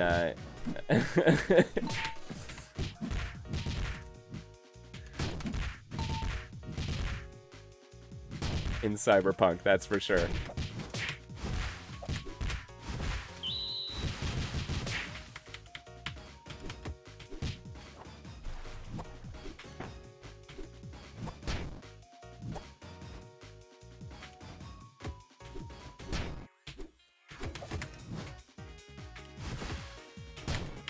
Yeah.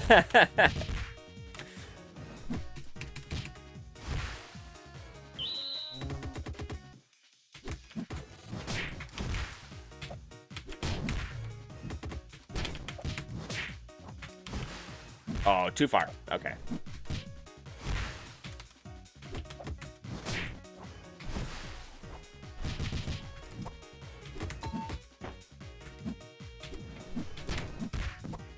Oh.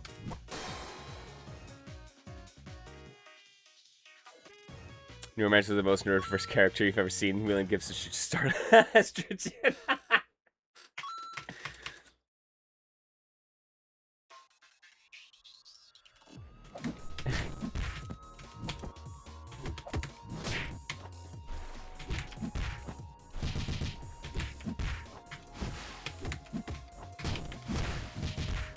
I love the bubble just coming in very threateningly.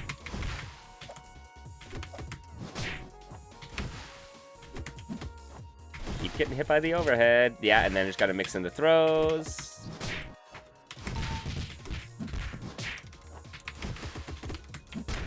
Yeah, and it gives me the block string. Oh, that's good, man.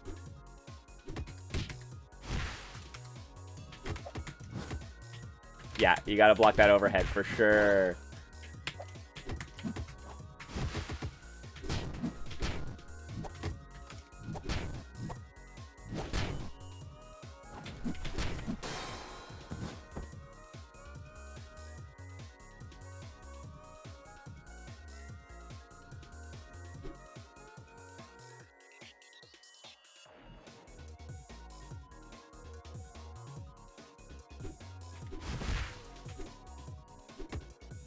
Give Mohast a moment.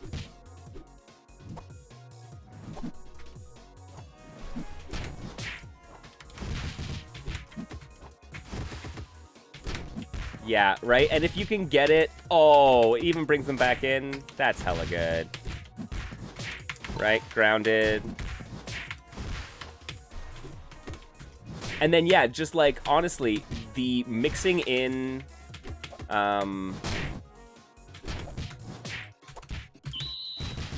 Dead? Yeah. And then just mixing in, like, a throw every now and again. Just, like, break, throw. Because they're fast enough. But then also just swapping the order of your specials, whether it be the overhead bubble or the dragon punch, just means that, like, you set up these little breaks that are, like, auto mix-ups, right? And it's just, like... It's just a good, like, oh, I just go through the motions of this. Right?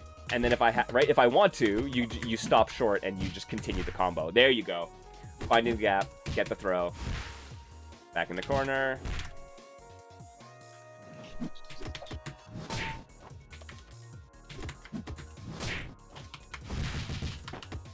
Oh, I think I can combo that if I have it out.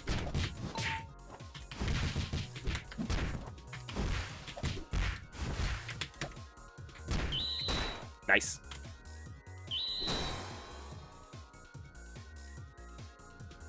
Hey, yo, have a good one, Miwi. Hope it goes well.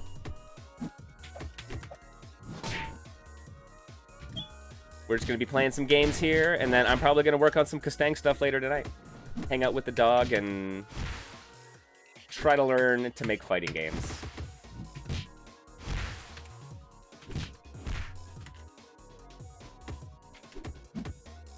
It is. Yo, what's up, Katana? Oh, okay. I don't get combo off that. Yeah, right? That seems to give me free, like, free Oki. I don't know if Reversal Super... Reversal Super will probably work to get out of that, but... Right?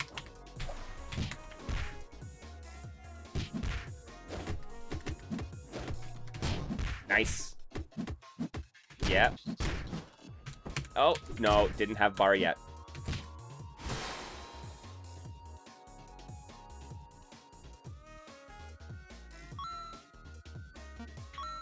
Here, let me hop over to another character. I want to play some Genesis. Yo!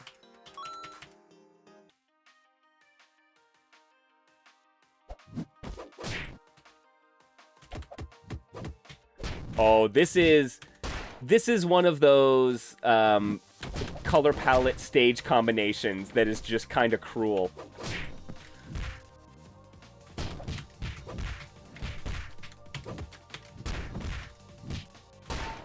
Yeah, Genesis does what Dimitri don't.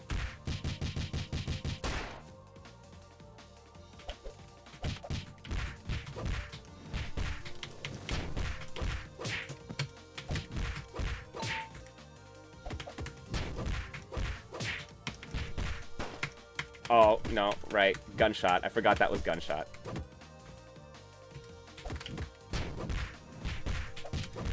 Hey, it's Jimmy Cheese!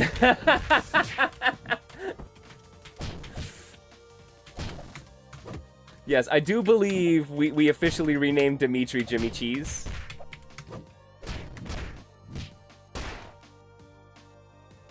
Oh, you sent me something on Discord? Oh, alright.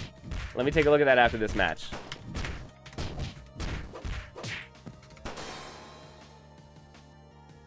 Not Jimmy Cheese, not again.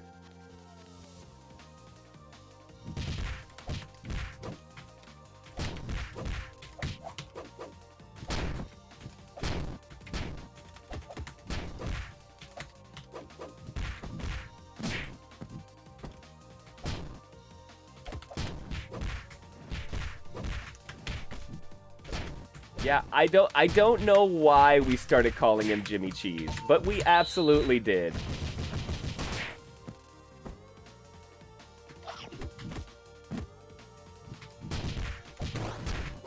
Oh, bait burst. Couldn't confirm. Nice. Look at that damage. Good throw. Oh, right. I forgot I had that move.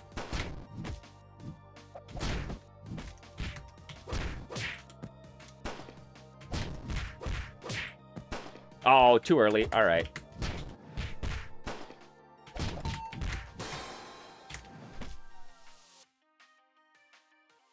It must have been Sylv. Oh, hang on. I'm gonna change the color palette just for good measure. I'm gonna end up on, like, a red stage. Just wait.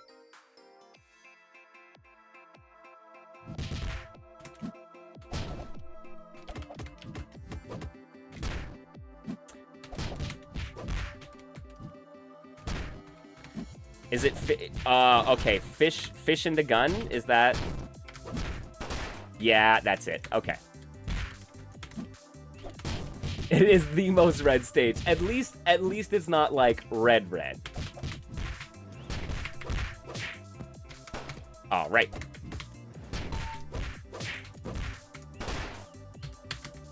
There you go.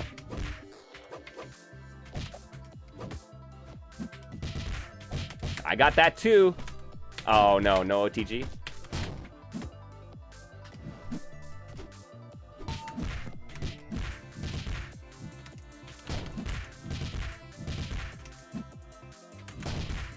I thought it went quite well. Yeah, I thought Toryukin went well. We had some folks come and check it out and seemed to dig the game. Played some matches. Had a little bracket. Oh, which by the way, I am gonna get that footage up on YouTube. Yeah.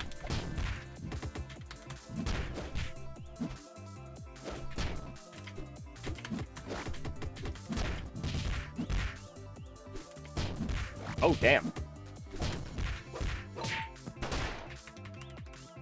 Ah, okay.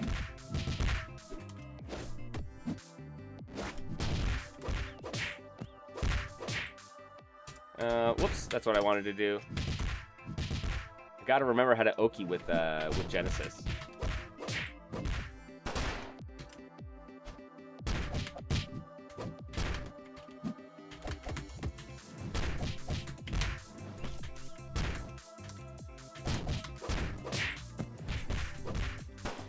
Oh, come on. Oh, really? Am I too close for that? Is that what the problem is? Am I just too close to the corner that gunshot's not coming out and more hits to push me back?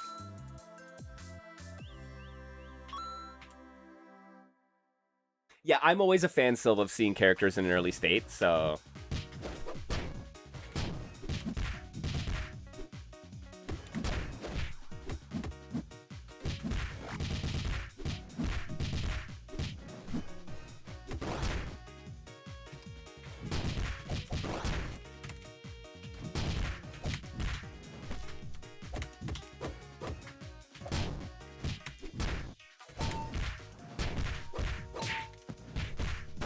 Oh.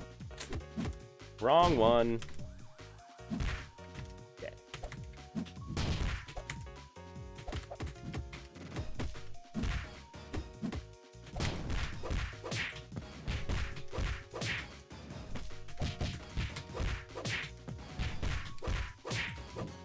Oh, no. The Lucario palette.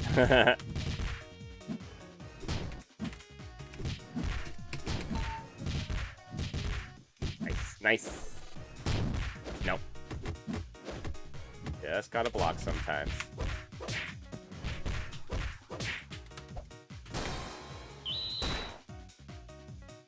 Oh, that spent your bar too? That sucks. Yo, like that is my favorite part about like seeing, like showing off new games at events, is like how quickly people really grok the game and like do some hella cool stuff. Just like seeing people pick it up so readily is amazing.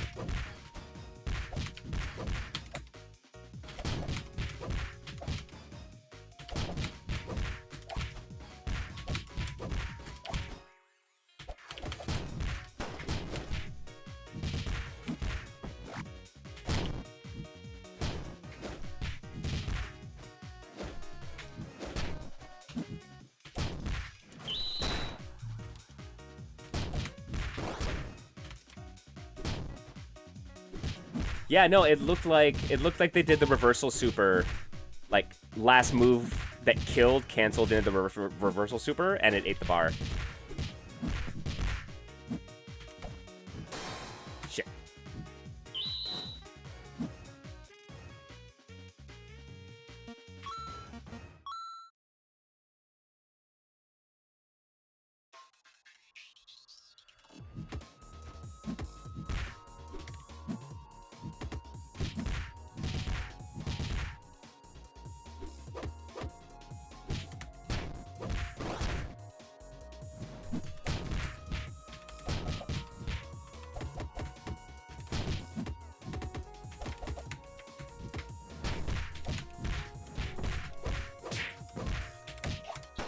Oh. Yeah, okay, that's not quite working for me. Have a setup so you can spend meter post round if the game's over, just for fun. Yeah, okay. So yeah, maybe it just didn't quite.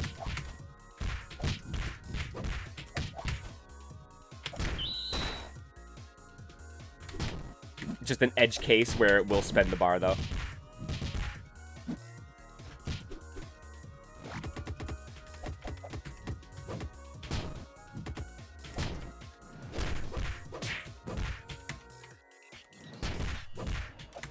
Ah.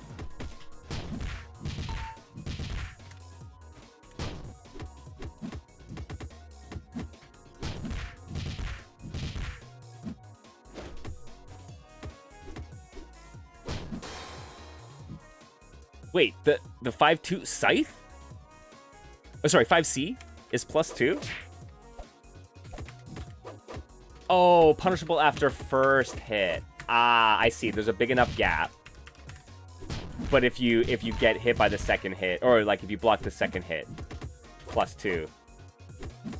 Yeah. +4? That's amazing.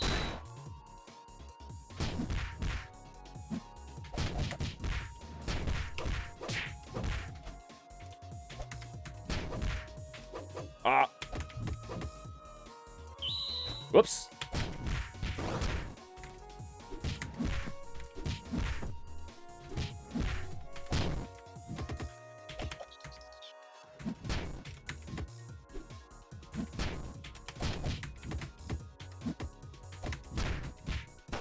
Oh, wrong button. I gotta stop doing that.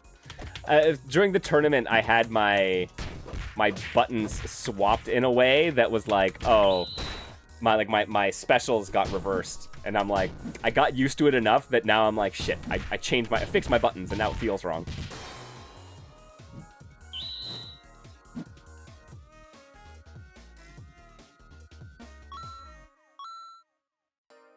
Yeah, almost all the Vile is normals. Yeah, that's the feel that I was getting.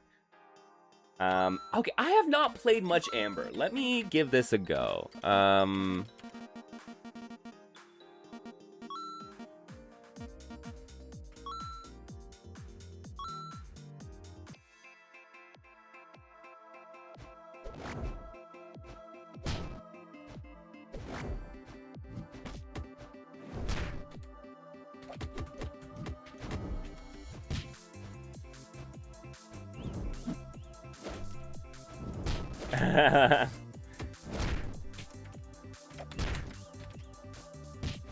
Air dash cancel combos go burr.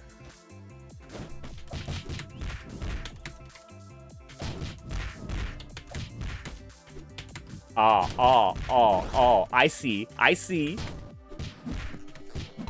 So you're saying if I just do launcher button... Okay. I get it. And then, okay, I see.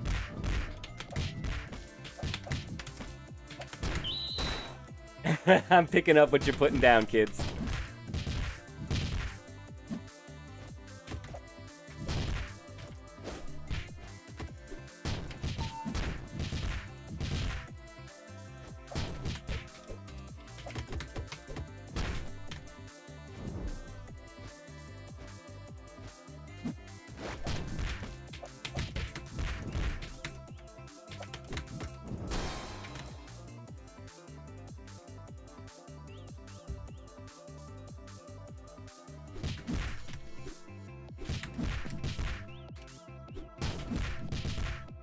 Yeah, I'd be down for a few games. All right, I gotta remember. Dash.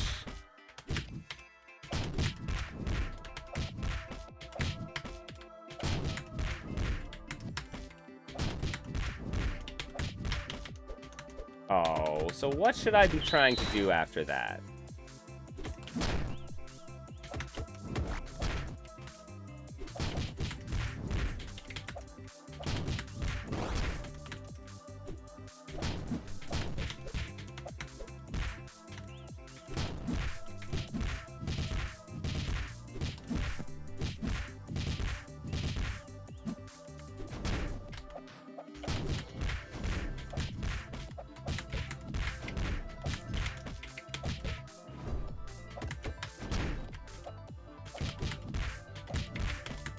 Oh right, the beta brown. That's what you. Sorry, I forgot to check Star Cutter. I'm just gonna play more.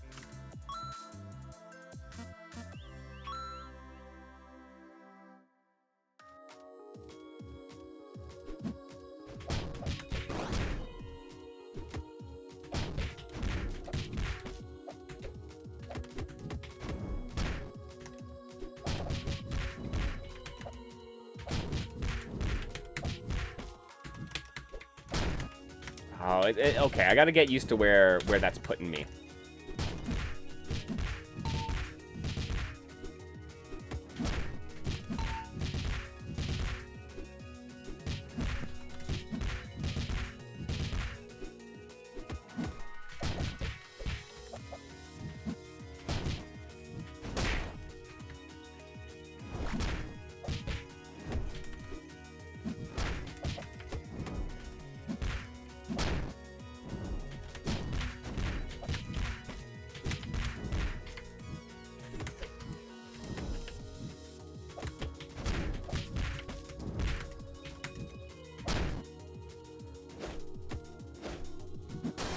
Oh, good anti-air.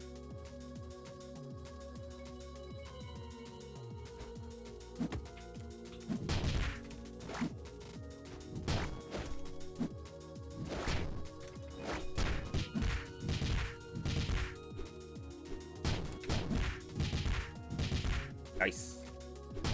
God damn.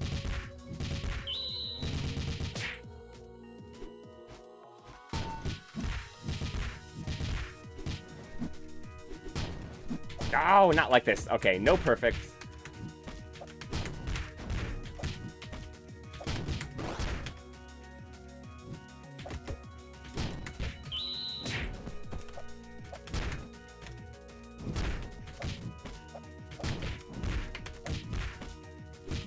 Oh, see? Okay, yeah, I just gotta get better, and oh, remember I can dash cancel that.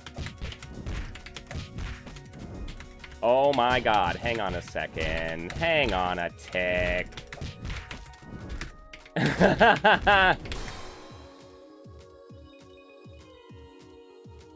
I get burr. I go burr. I go burr now. Okay.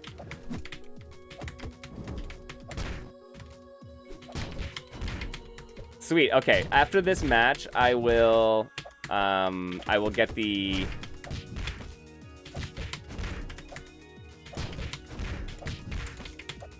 I will get the beta branch set up. Yeah, the dash canceling. I assume I couldn't dash cancel that on block, but lo and behold.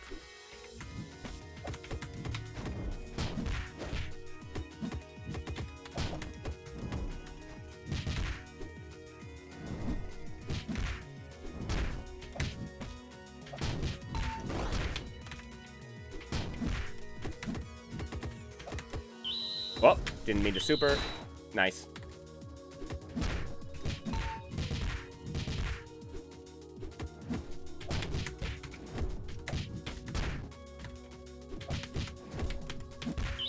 Oh, ooh. Still got a chance. Oh, my lord.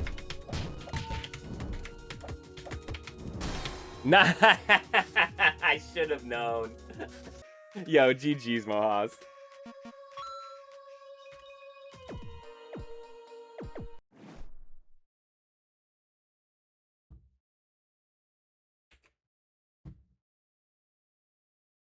GG's, my friend. That was good.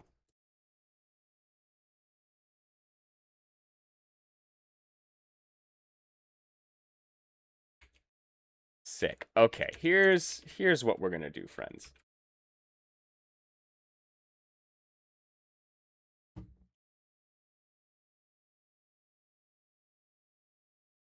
Game versions.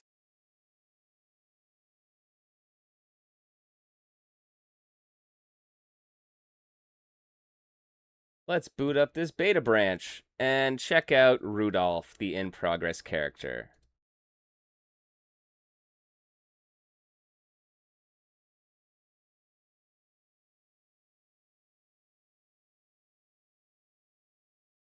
I assume, Katana, that you're down. Awesome, awesome.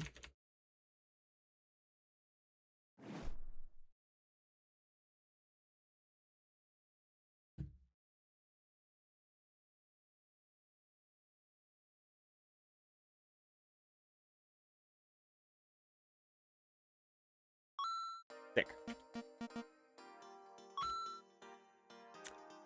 I assume I should just be able to hit random. You're in US East region, Katana?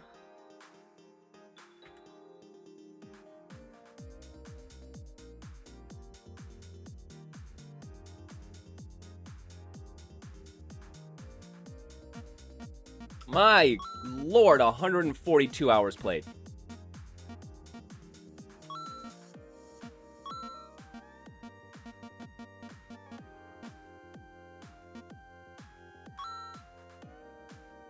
Here, we got the aura.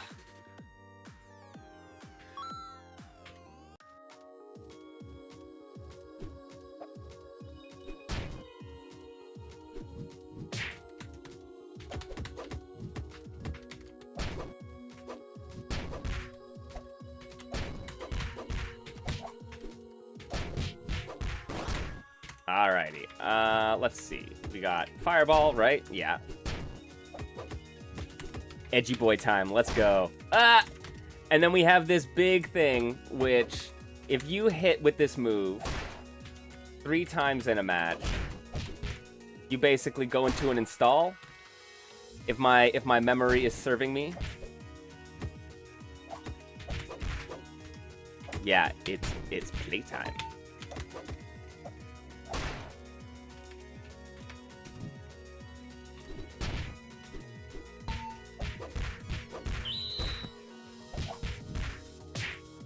Nice.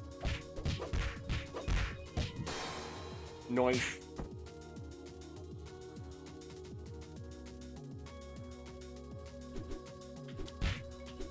And you do keep them from round to round, which was a thing I was worried about.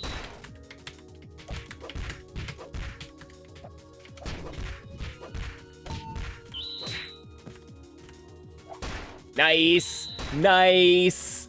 That's sick. That's smart. I love it. I love what you're doing.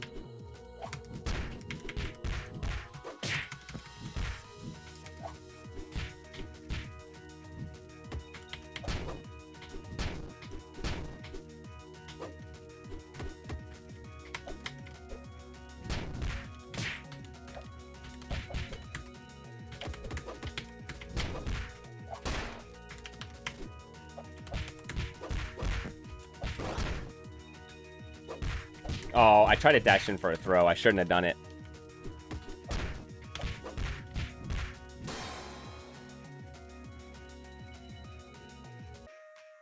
Fixed a couple of the biggest bugs from last week just this morning when you saw I'd be streaming. That's amazing. Thank you.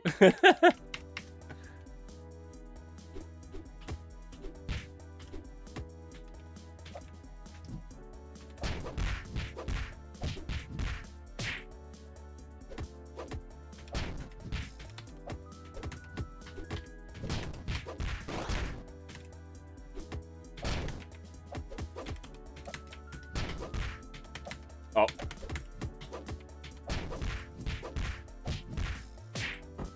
Yes, yo, Tom, I would love to try out some changes and see how they feel.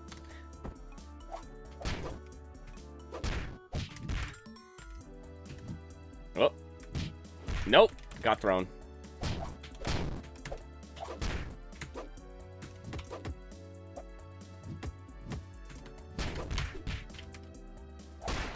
Gotcha. So slow, and even with the hit, you are so negative on that.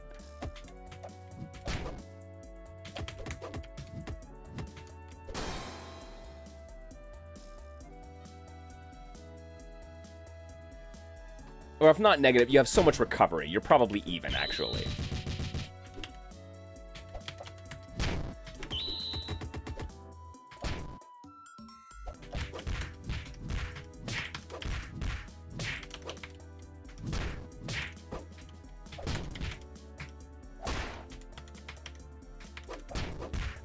I tried to just uppercut.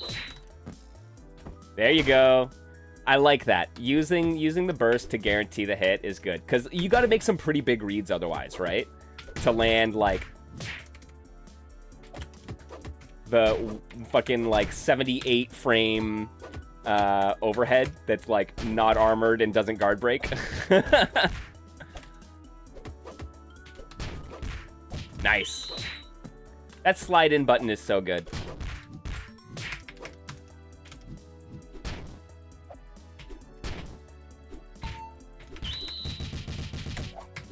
Oh, see, I could have probably spent that, couldn't I? Alright, I got the activation.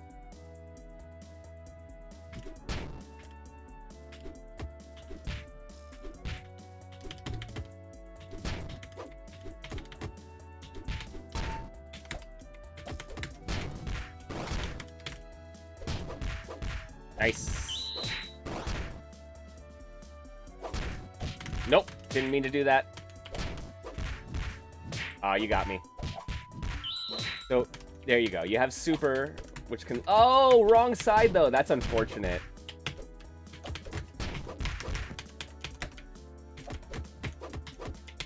So, okay, yeah. Being in this install mode, you get follow-ups on all of your buttons, right? So, you can you have, like, EX follow-ups, basically, when you're not in them, and I believe now you get to do them for free. So, like, that launcher follow-up off the fireball, right?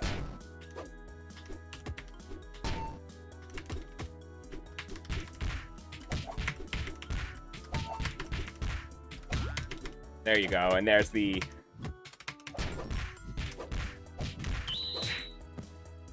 The install one is now an overhead, but way faster. Okay, yes, yes. Because you can definitely combo... It's comboable now. When you're in the install. I've noticed that, yeah. Which is nice, because then it becomes just like a tool you can use, right? Nice.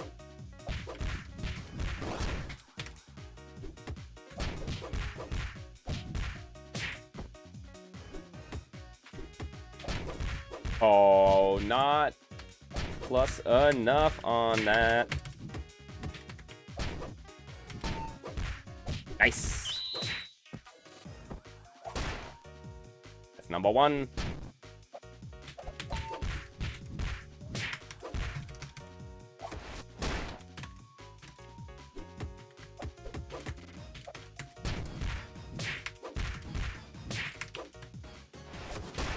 Nice.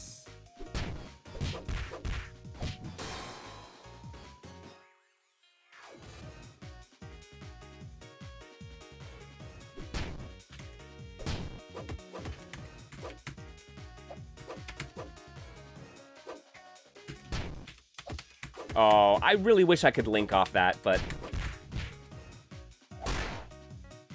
you jumping.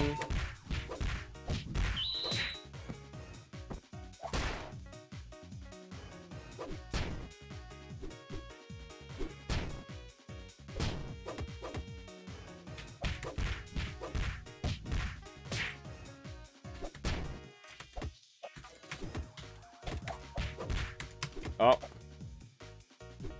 Oh, looks like we have an ad break going. Thanks for bearing with... Yo, y'all understand why we have the ad breaks going on. Removes pre-rolls for new viewers and stuff like that. I mean, also puts a few pennies in the bank account, but...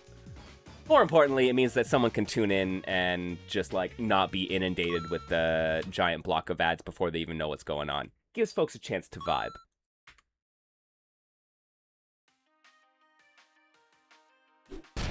Yeah. The Rudolph Hive Mind.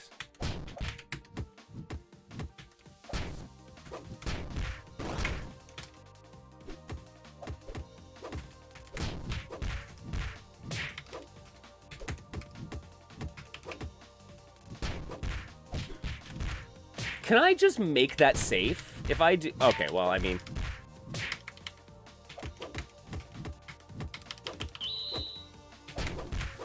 Oh, I don't even think I need to spend the bar. I think that'll actually keep me safe, though.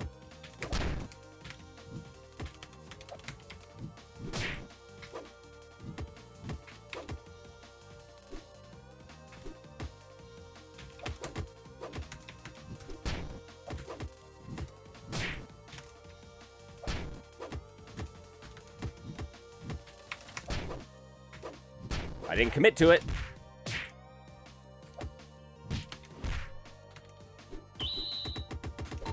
Nice. Nice. Good block string.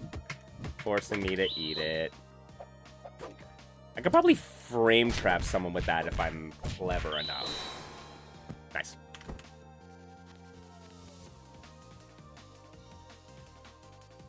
Alright, so really... Oh, fucking anti-air with the slide? Alright. Oh.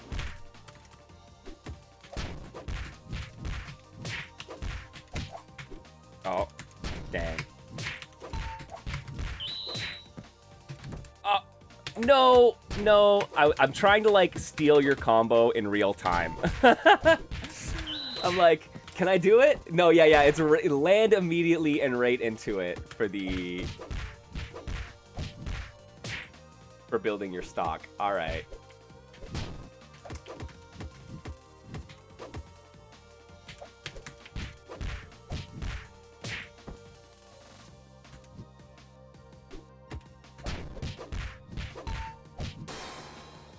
We did. You still gotta... Okay.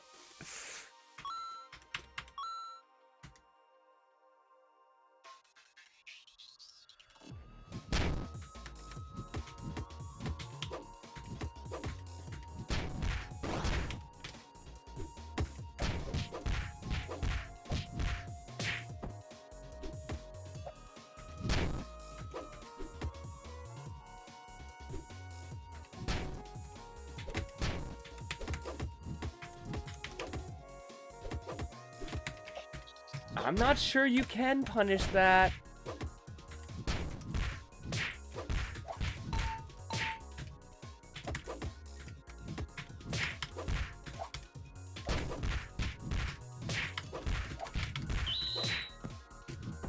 No, I hit the wrong button again.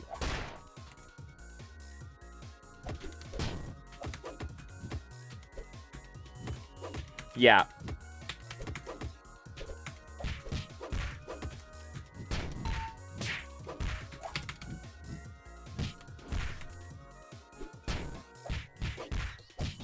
Yeah, don't try to jump it, basically. Oh, yeah, overhead. I mean, unblockable, rather.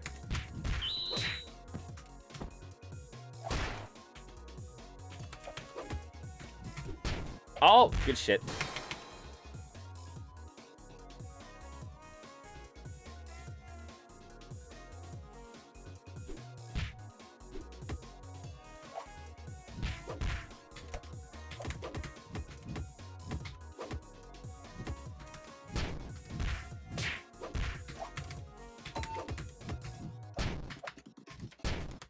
Oh god, so meaty.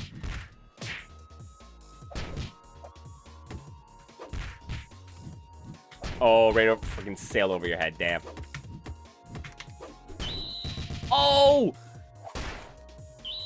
I assumed that that would be a block string, but since it wasn't, you got me good. Damn. Here we go. Now you get to do fun Rudolph stuff. Rudolph the emo reindeer.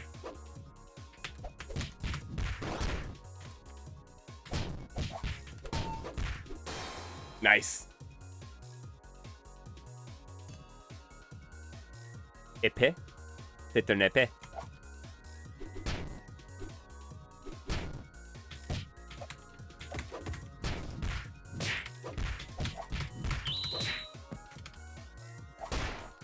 Got it. Got it that time. All right.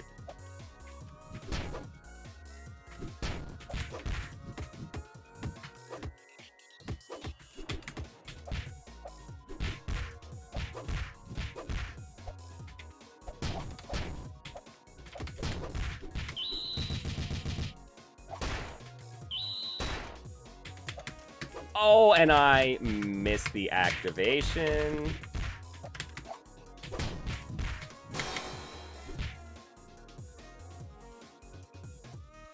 Yes, exactly. In French Canadian, it's just a sharp stick.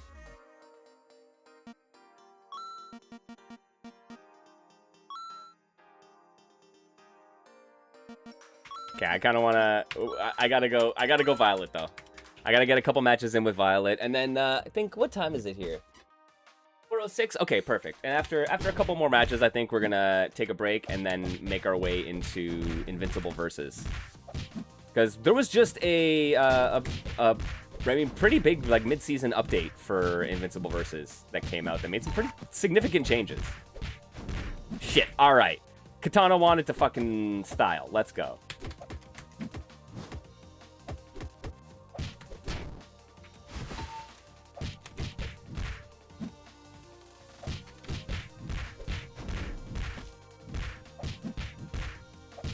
I just started watching it on my own as I've been just home alone for the weekend.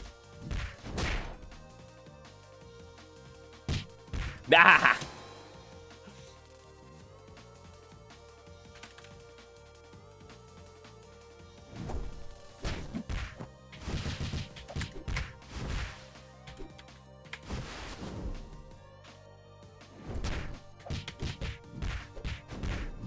See, herein lies the problem with a character like Violet, who does need to, like, get her shit set up. It's that you've got to get it set up. Oh, the jump. You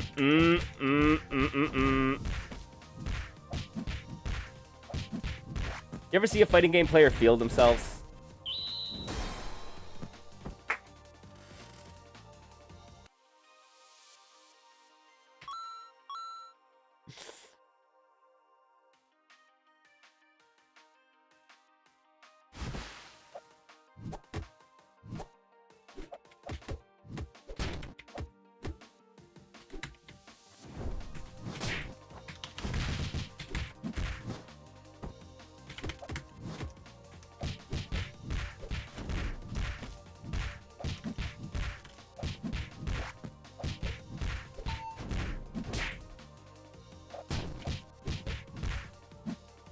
Oh, but it's hella impressive. Like, don't even get me wrong. I don't even mind half the time when this shit happens.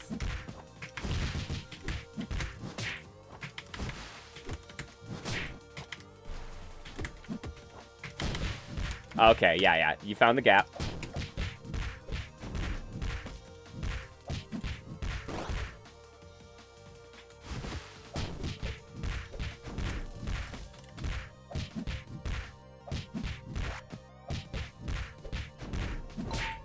Oh yeah, feeling the lack of the roll system? Fair. I mean, like, you have that. You have that to kind of be your get off me, right?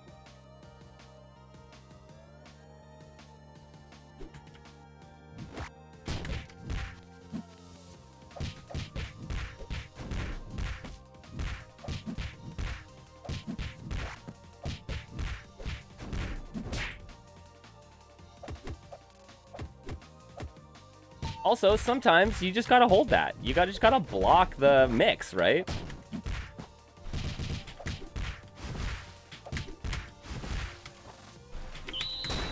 Yeah, there you go.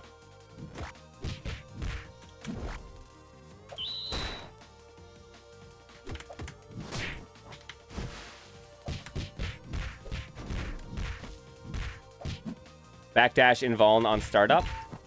Noted.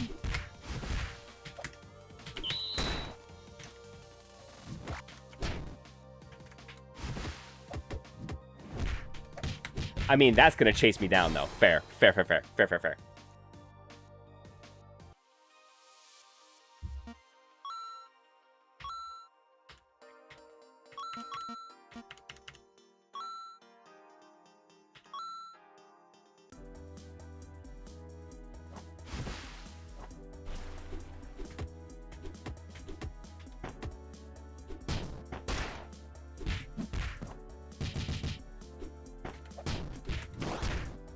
Yeah, you want to see what 140 plus hours of Blueblood Arena gets you? I mean, it's good.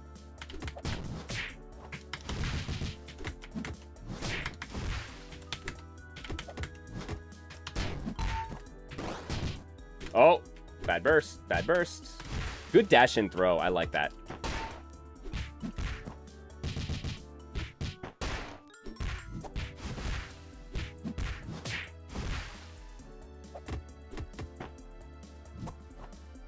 Yeah, right? And that's it. It's like, for Violet especially, she's the kind of character that is like, no, no, no, you just gotta eat that.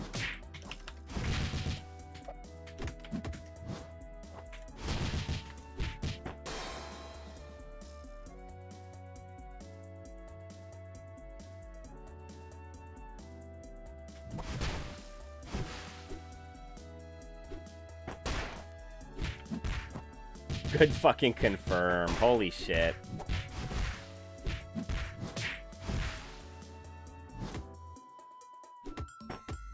Yeah, I probably could have punished that when I blocked the overhead.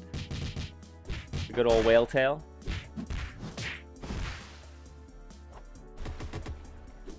Yeah, and that's smart. Leave it, yep. Oh, yo, that's it, Sylv, right? It's not that she is like, hey, she's not dealing any damage. She's still hitting like a Mack truck.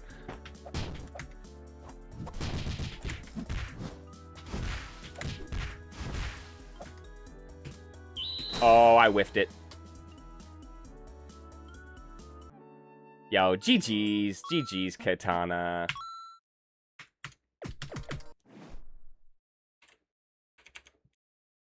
I appreciate the matches. Both Katana and Mohas. Much appreciated. I thank you for showing off some sick shit. Like, look, I think I can probably show off why the game is cool, but like, you're showing off why the game is sick. So thank you for that. Because the game is so sick, all right? No, that's exactly it.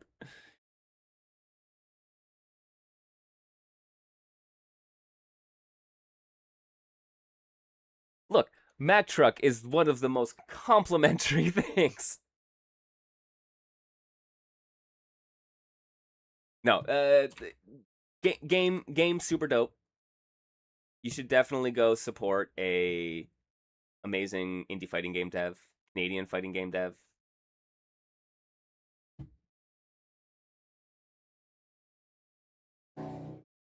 Maker of cool things.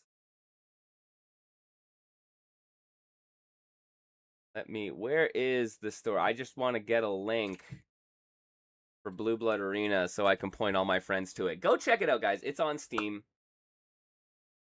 Try the game yourself. Eminently affordable. There will be new characters coming out, perhaps new color palettes. Yeah, still got to polish Rudolph, but coming along really well. Really cool. Yet again, another like super interesting archetype, the swordsmith, and that has this cool install that you have to earn through getting a hard to land move. Like that is a cool design, right? I'm excited to check it out, and I'm excited to see the really dope stuff that people pull off with them. So go check out the game, friends. All right. Time to take another little bit of a break. We're going to come back. Oh, yes, the Discord. Please drop a link to the Discord if you care to, Star Cutter. Let people know where they can find you, where they can hang out and learn more about the game. I'm going to take a little bit of a break while you do that.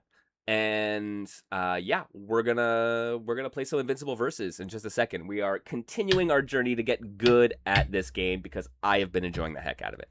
So join me for that in just a few seconds, my friend.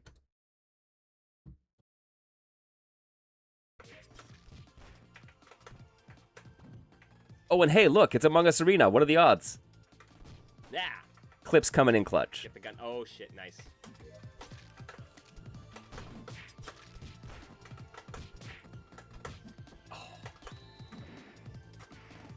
Shinshore you.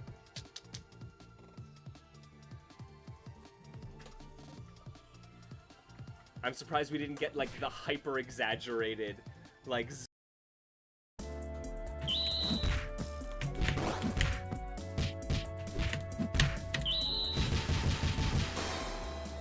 Yo, that worked? Why? I mean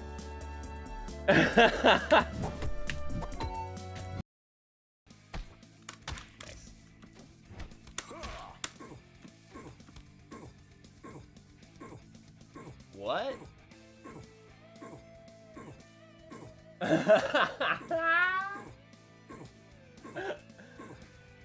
Man, no, I'm so like 3 games in or something and we break it. I love this.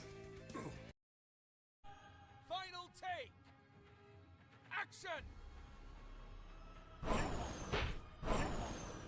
Backdashing. Look at all that damage off of a single fireball. Right?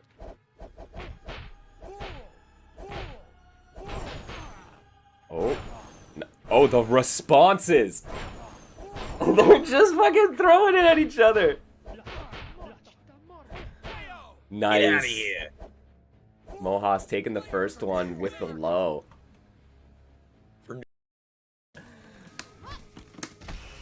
No! No, it drained. I supered first!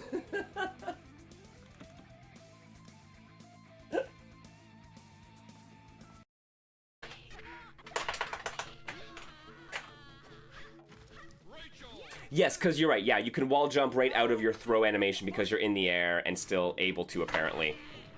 Oh, get out of here!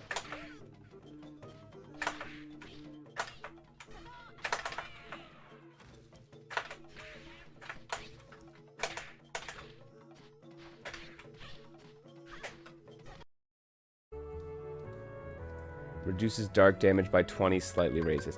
Yeah, okay. No, I'm really gonna have to go to the Moogle shop to at this point to probably get much of the... Oh, wait, it's right here, isn't it?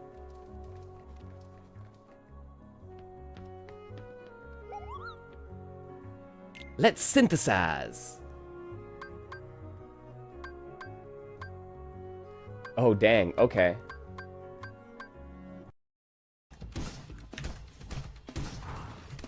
No! Oh! What? What the fuck?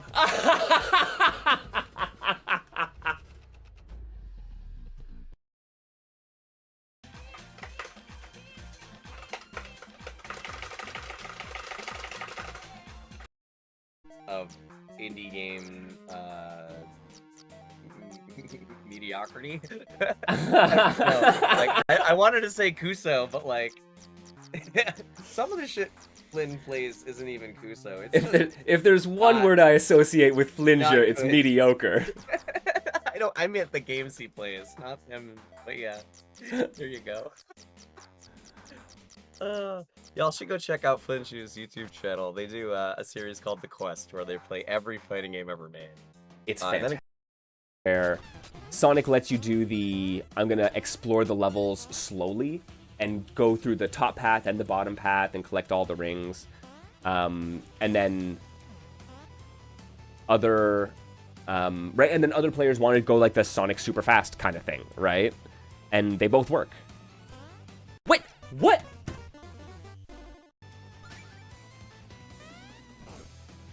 I'm sorry.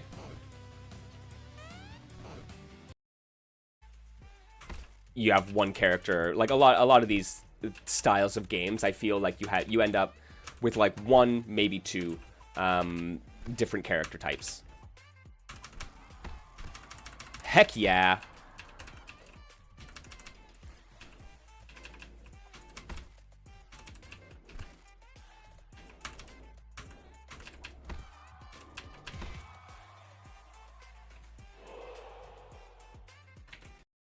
With the weapon flip technique.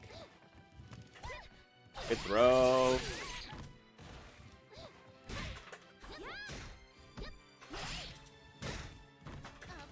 There we go.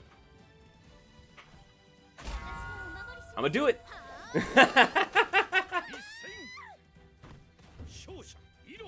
I don't know how this works.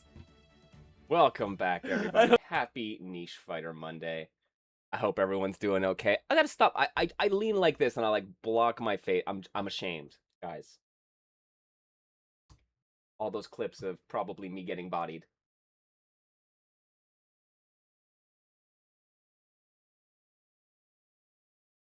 Yo, I hope everyone's Monday is going all right, though. I've been chilling. What do y'all got planned for the rest of the week? Anything special happening in your world? The world of Friends of the Basement?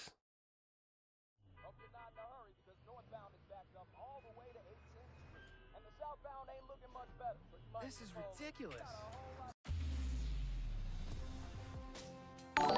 I guess there's some cool stuff going on soon, right? There's, yo, thanks for the follow. Much appreciated.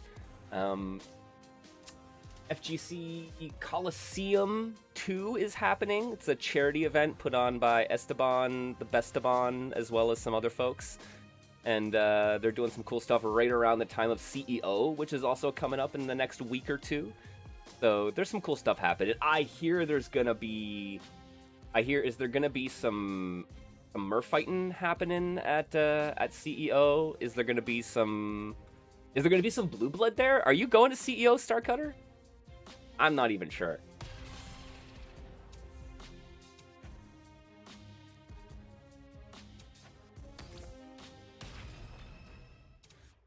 You know what?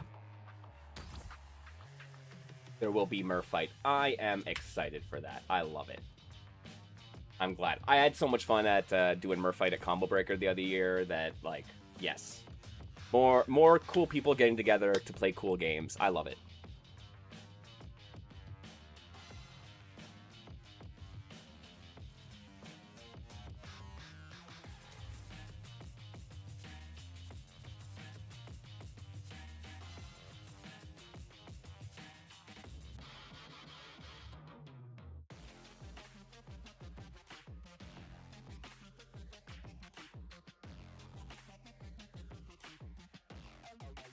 Alrighty, come on, matchmaking queue, give me the goods.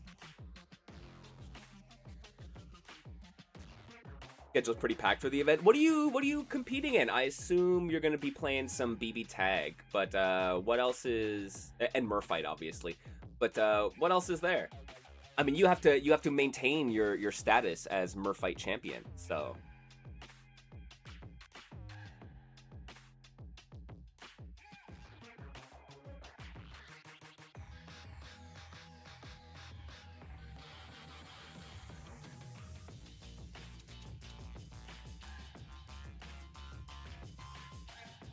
Yeah, my guy. If the queue isn't gonna deliver, we're definitely gonna have to hop into a lobby. I would like to be able to just get some matches in against randos as well, but let's see. There we go. We got one at least. I swear to God, man, this is the, I don't know if it's all in my head, but I'm convinced that the queue just like locks up and it says it's searching, but it's not really.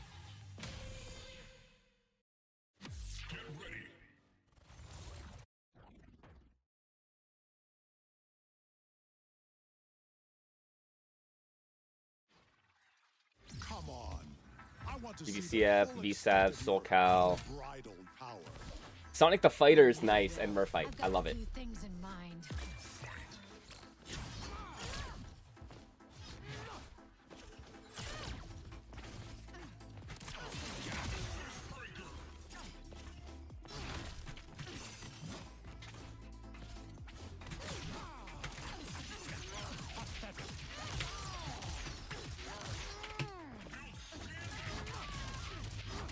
I gotta remember my new combos though.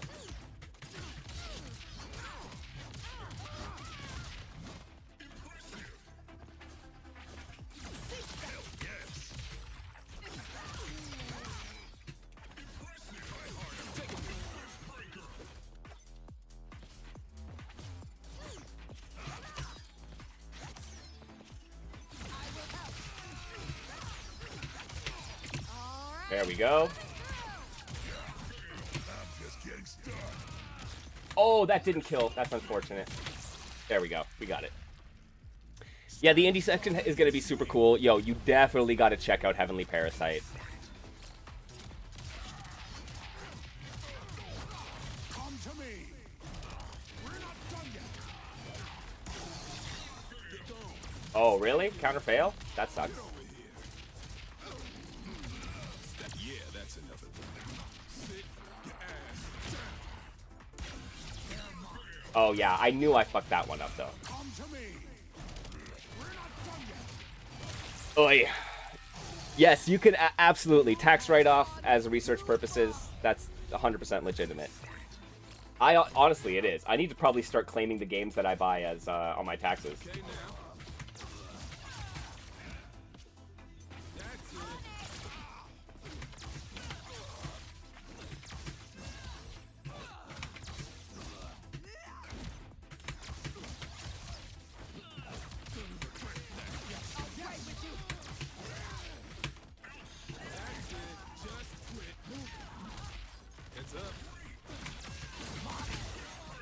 Oh, yeah, absolutely. I do need to... Ouch. I've never been to CEO, so I really should. It is one of the events I want to make my way out to at some point in time.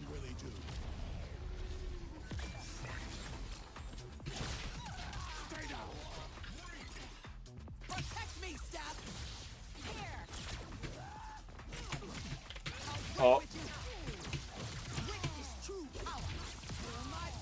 Not quite dead.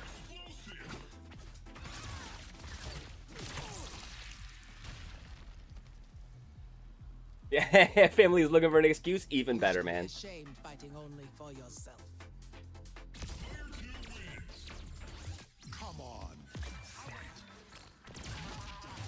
Yo, start off with the armored move, right into the tag. Let's go. Let's go. No shame.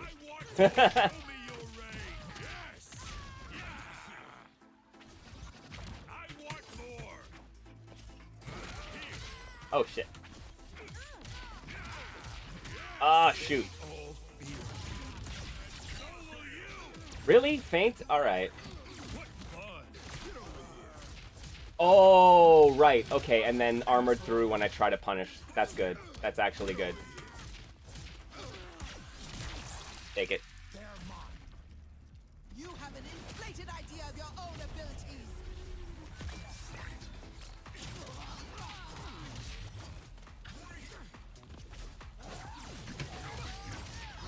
Fucking autocorrect, man. Holy. Oh, see? Okay.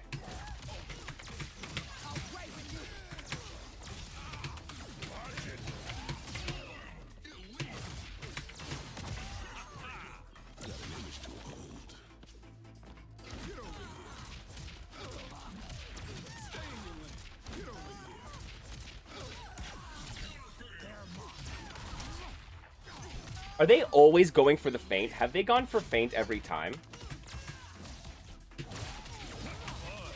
Okay, that doesn't actually take out the Battle Beast has so much armor, man. Okay. I gotta figure out a way around the armor nonsense. I don't know why I struggle so much with that.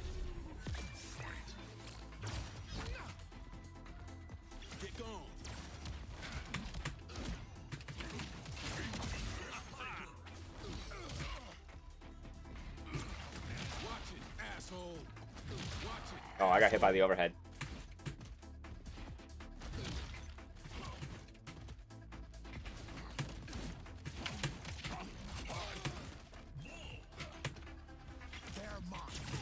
Yeah.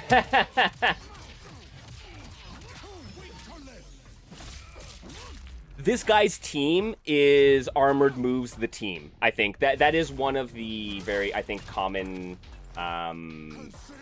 like team synergies is just a few characters who have a lot of armor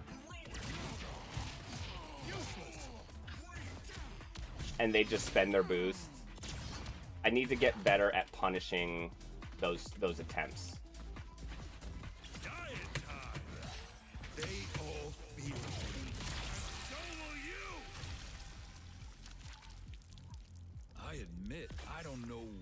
Do they though? Cause like I feel like Eve's EXDP loses to Battle Beast.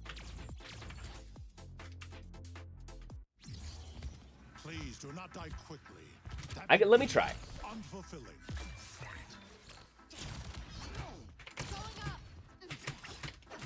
Oh fuck! Fuck! I don't know why my down medium didn't come out. Shit! Look at that. And then tag, feint.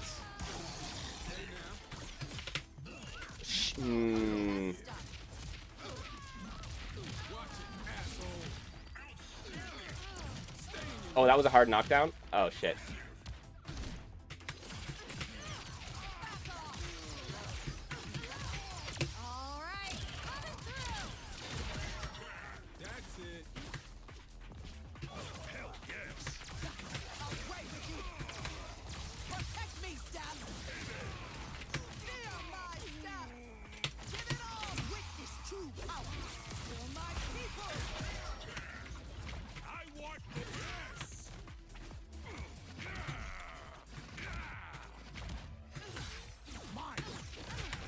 Ah ha ha.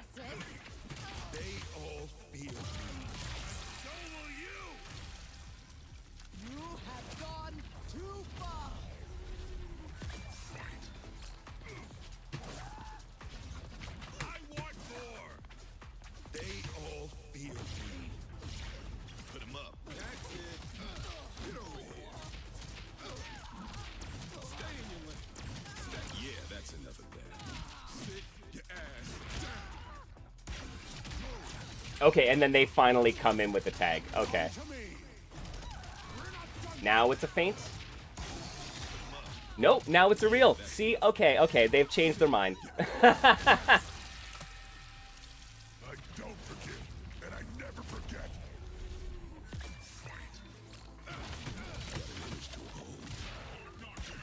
Hell yes.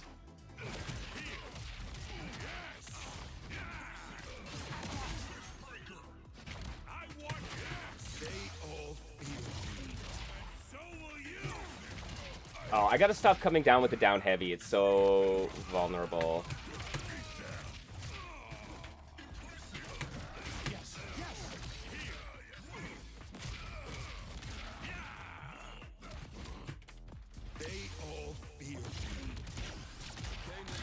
What? No. Did y'all see that? Did y'all see that cross me up? I blocked that shit in the air, and he crossed me up during my fucking absolute guard.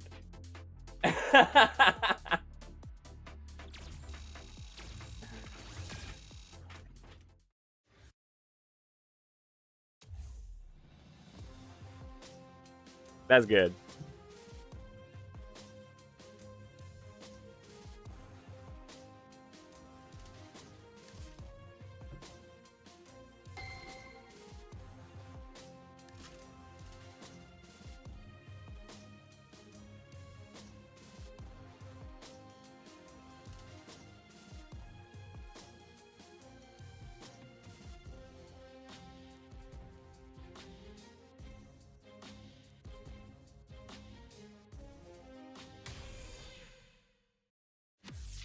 This is good. This is good. Okay. More matchup experience from more people playing in different ways. This is exactly what I need right now. I already feel like I'm falling into like a routine of how I expect to be able to play the game, and then like, right, it can get frustrating when I'm not doing it that way, so...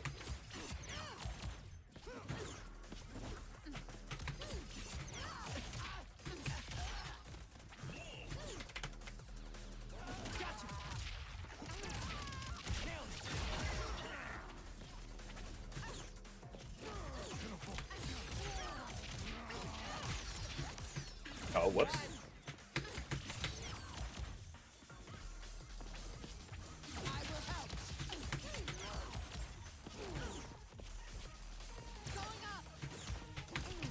Ah, damn it. I forget how minus she is on that now.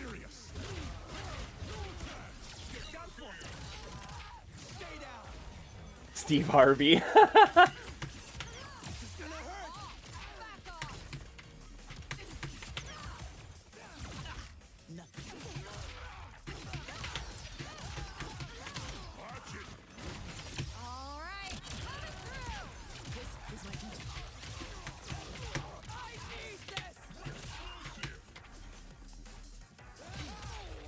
I whiffed the throw, man. I should have committed harder.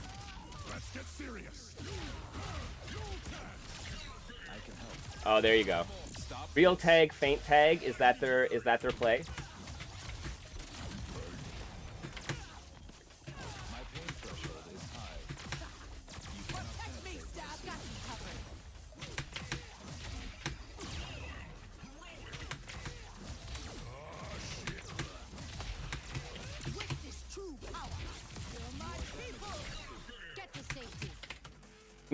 Oh, come on!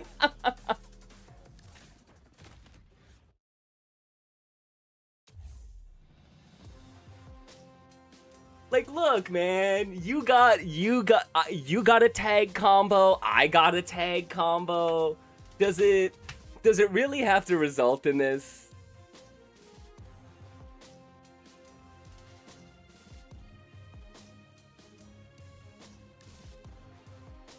Like, look, I know it doesn't feel good to fuck up a tag break. Like, I know that's such a feel-bad moment. That's the point, though, right?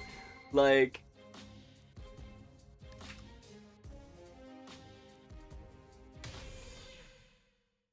You gotta make that choice, and you gotta commit.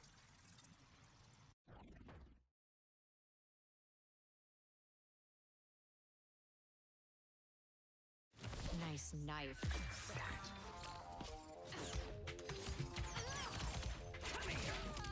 Oh shit, right. Thula. I have not played many Thulas, so... Of course, in Battle Beast.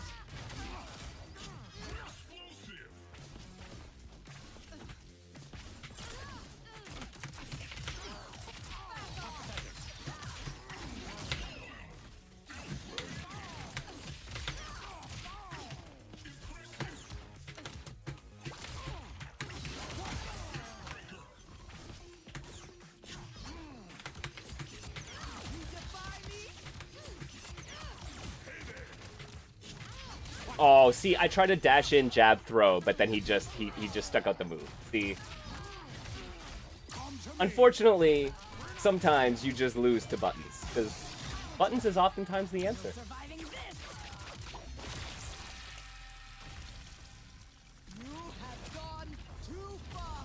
Yo, for real, Jay, right? Like, it is kind of surprising.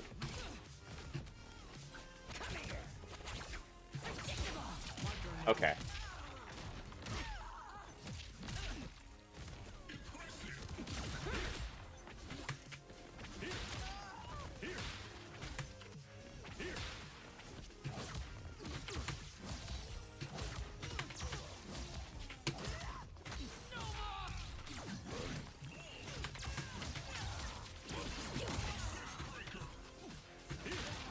Oh, I shouldn't have gone for the charge normal there.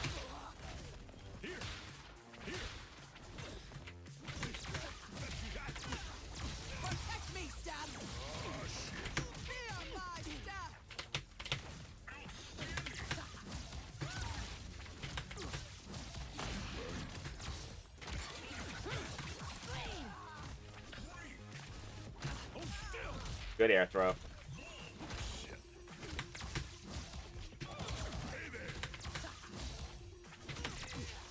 Oh, I got it even.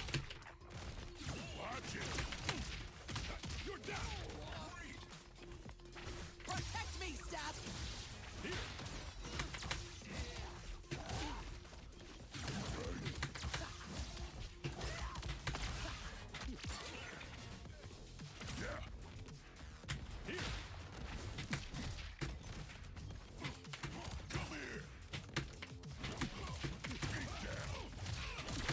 There we go. Okay, okay, we got it.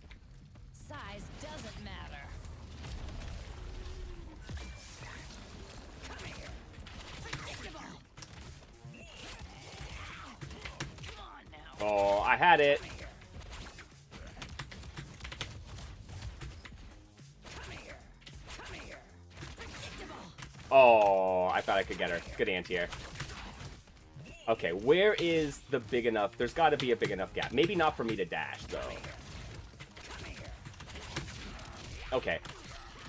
Yeah, man. Monster Girl's mediums are very, very slow, and it's her only grounded low, which is unfortunate. Yeah, good. Spend the bar.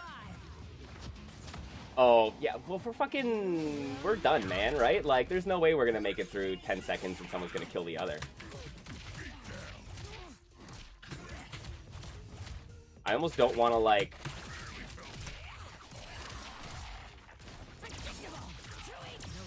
waste my meter. That's the only thing. I probably should have done more than that, though, and not lost Monster Girl. That was a grave mistake.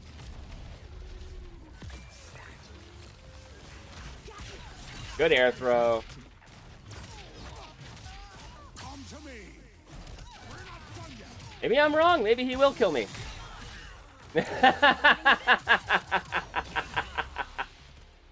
So close. So close.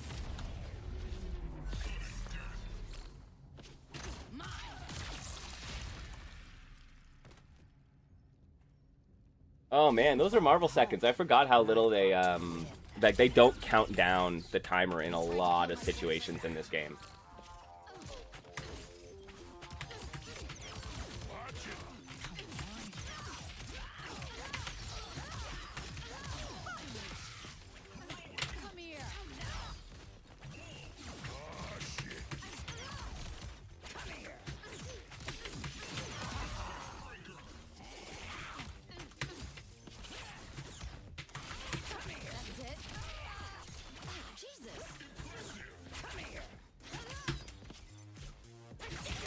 Oh shit.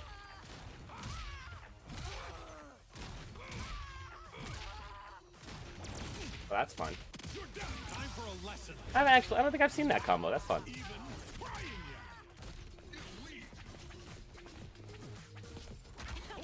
Oh, good air throw, man. I'm not paying attention for those.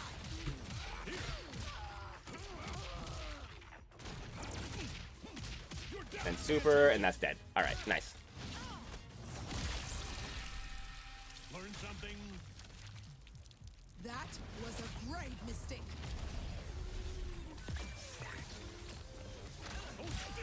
Yeah, see, again, I'm not expecting the air throws. I have not worked that into my brain. That's funny.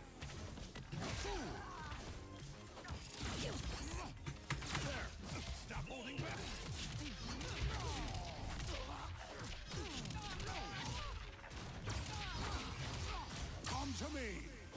We're not done yet.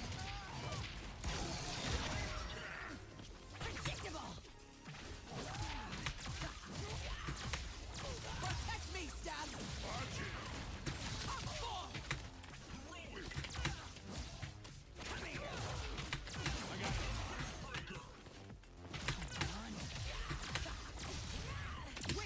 Fuck it. I'm just like, I know that's gonna kill. I have 5 bar. Make me fight harder.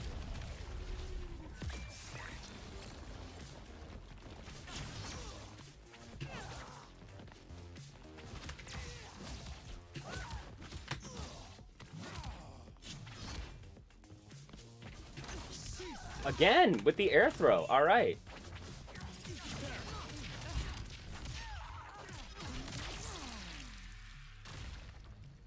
I don't forgive, and I never forget.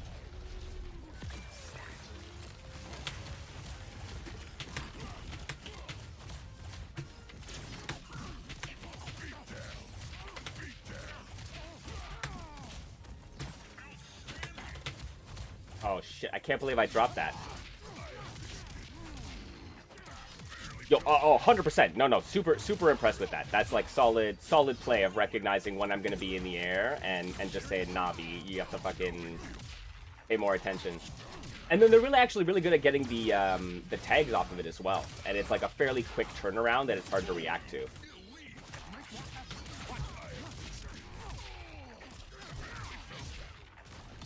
Yeah, level 3. Nice.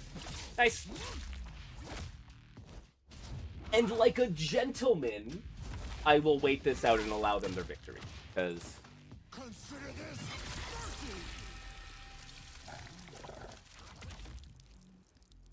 we're decent You people. are nothing but a child after all.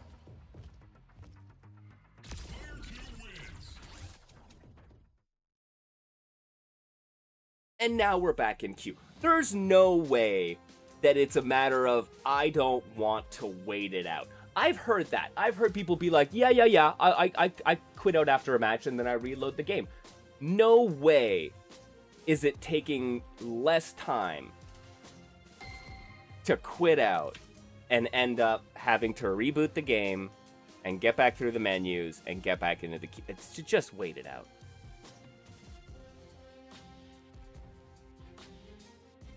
Oh, it's a little homie? Did we get to fight the little homie? Nah. Little homie don't want to play.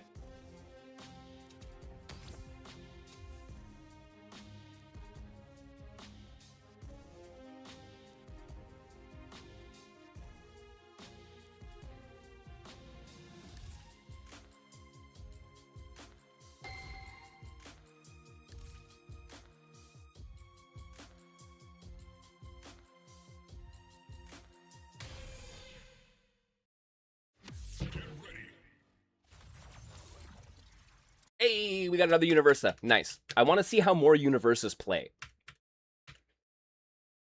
That light show of yours looks fancy, but it ain't gonna beat a good uppercut. Take one swing, and that's that.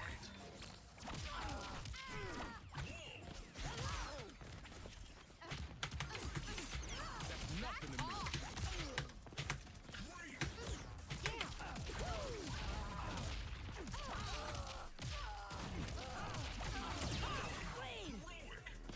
Oh, that not quite rightly timed, my friend.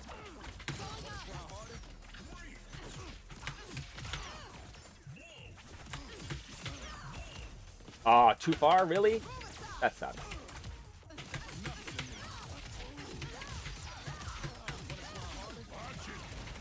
All right. I will join. Hey, it's another Thula. I will help. It's like athletics school, like athletic uniform Thula? Interesting. All right.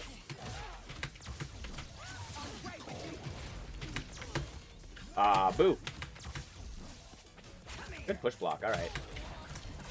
They know I'm trying to go for the charge medium and to jump overhead, and they're like, let me just push block them away.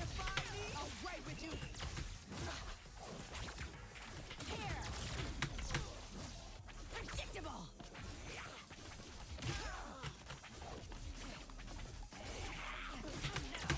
I'll right with you. Protect me, Stab.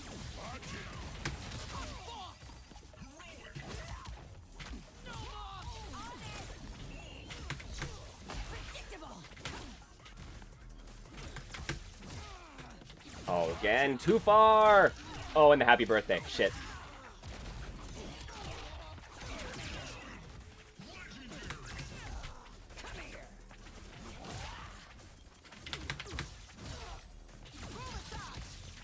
Yeah. Here we go. Hell yeah.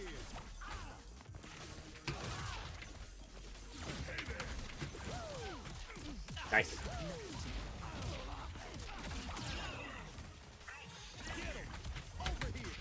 Oh shit. Okay. Side swap. Was not looking for the side swap. You're a complete tool.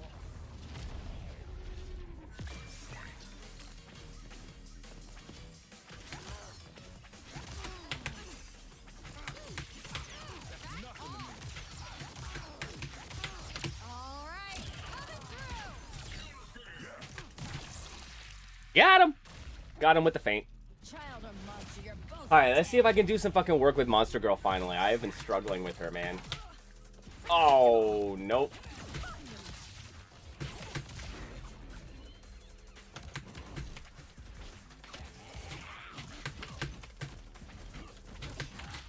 Oh god, why is my fucking quarter circle forward not coming out? There you go.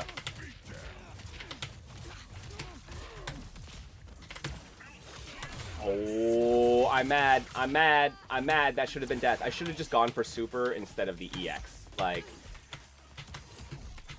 we gotta Marvel Brain ourselves a little more and just be like, let's spend the bar and get the kill.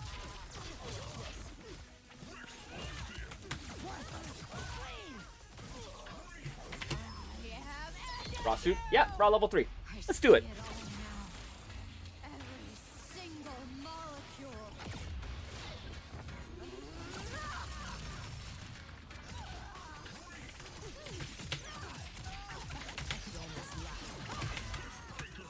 Protect me, Steph.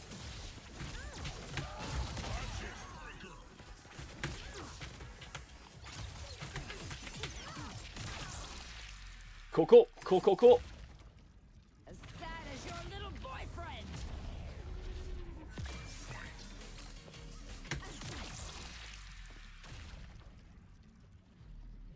Went down pretty easy for someone so confident.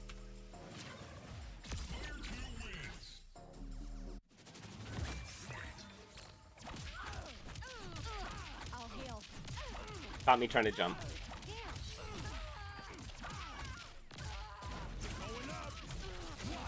You're gonna spend the... No, you're gonna drop me out. Alright. Oh, nice, nice, nice. Just wait for the throw. I like it.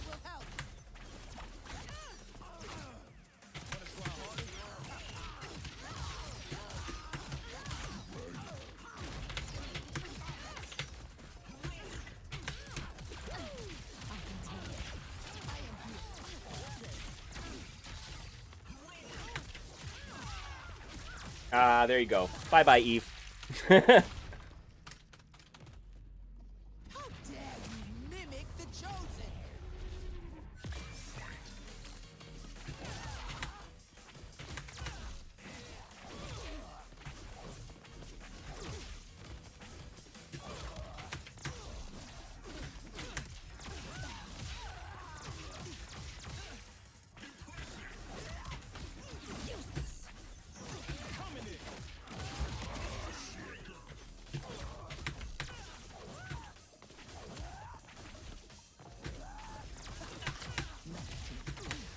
Protect me, Steph. Watch out now.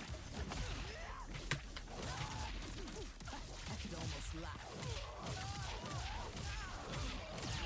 Nice. Yeah.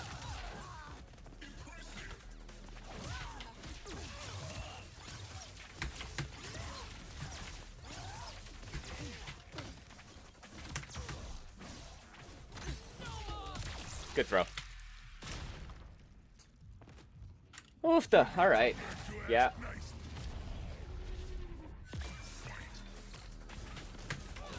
I'll right with you. Ow.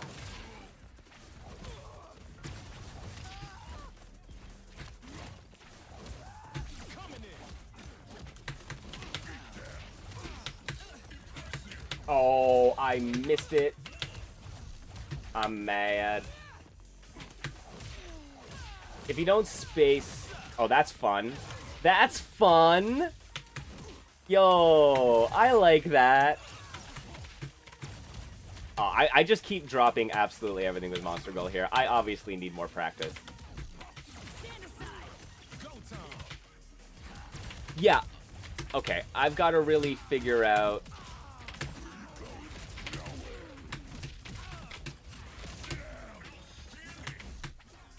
why my quarter circles aren't coming out. Oh, fuck. That might be an offline only combo for me.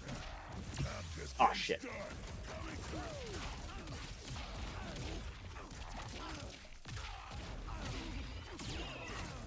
the backdash, like the boost dash backdash combo is nice. I like it. It's like a good like little man. Yeah, you just take me out, but that's cool.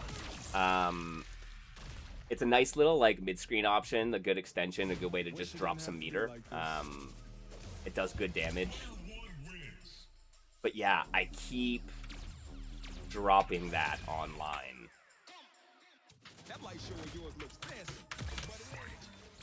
So I might have to find an alternative.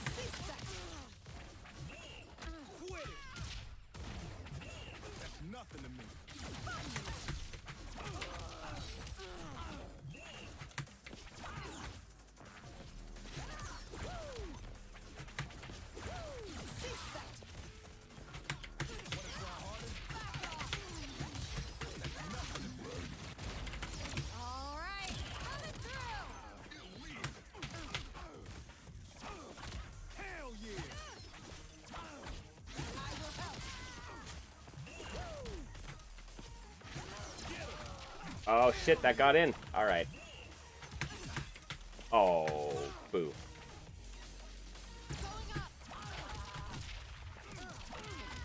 Your number's up.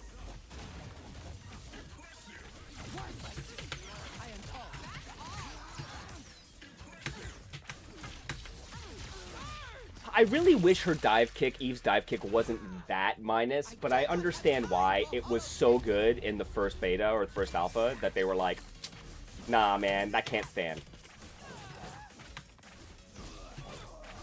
But it sucks. It feels like she kind of lost some decent mix.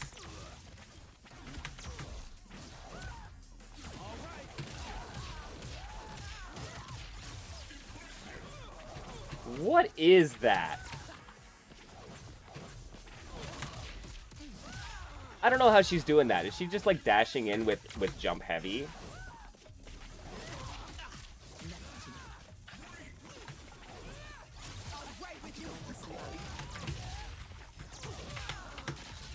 Whoops. Yeah, okay. I am...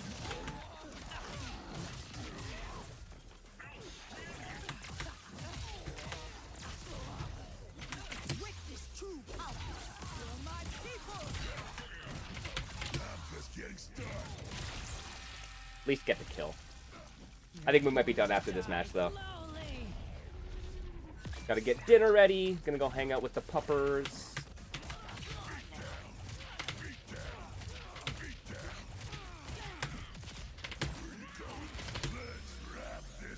Okay, at least I landed that combo. I feel a little bit better about myself now.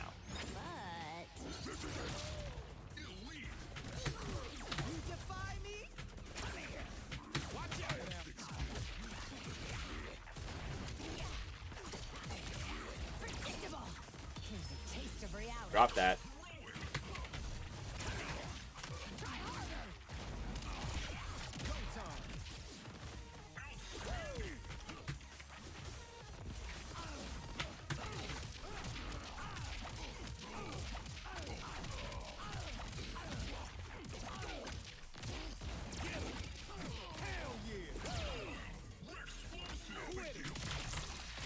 Fuck, that's on me, man. He has been really consistent about that, or they have been really consistent about that. I should have been ready to read that throw.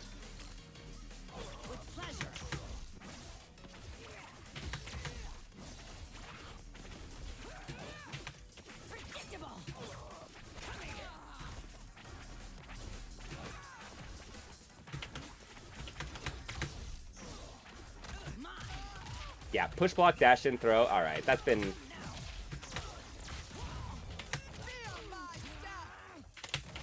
Oh, once again.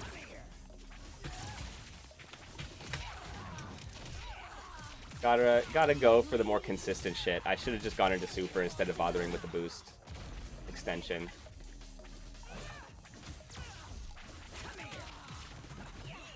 Yeah, I don't know. Yeah, I know.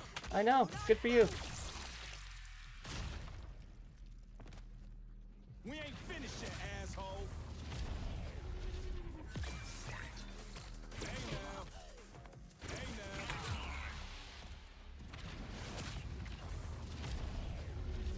Yo, no problem, Oz.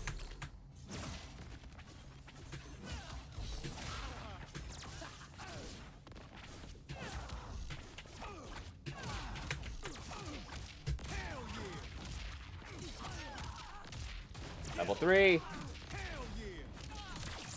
He's not even doing it.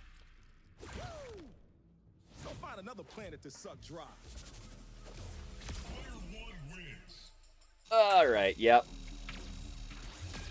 We have some training to do still, friends. I'm curious though, what is my rank?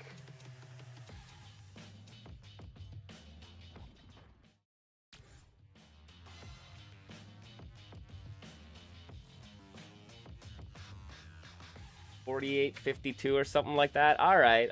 We're making our way up.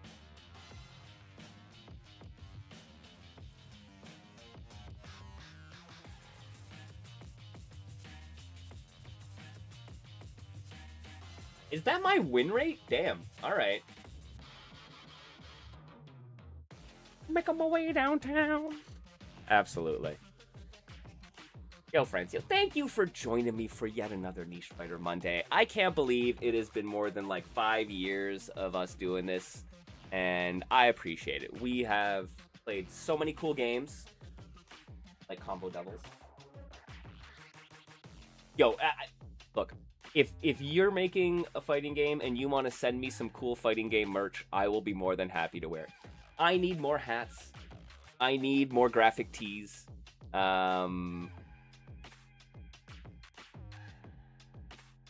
I am happy to receive gifts from the fam, and I love when I can. The Combo Devils folks hooked me up with this when I worked with them at Evo. It was great.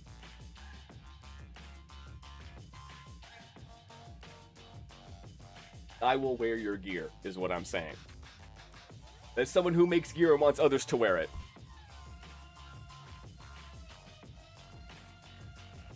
Yeah, you're at 6K now. You're still getting bopped. I know. I need to just play more online. Like honestly, and yeah, and I'll hit you up and I'll let you know what I'm thinking about Invincible as I've now started watching the series as well. I'm finally learning what the hell all these characters in this IP is about. Who knew that I would do that only after playing the game? Yo, friends, we're gonna call it for the day here. Y'all are awesome. Thank you so much for hanging out here and making the place a great place to be. Let's go see if we have somebody to raid.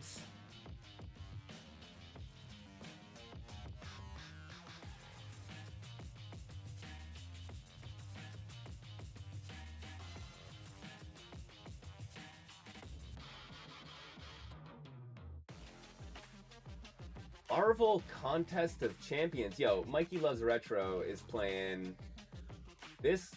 What the hell? It's not a fighting game, is it? It looked like a fighting game for a brief second.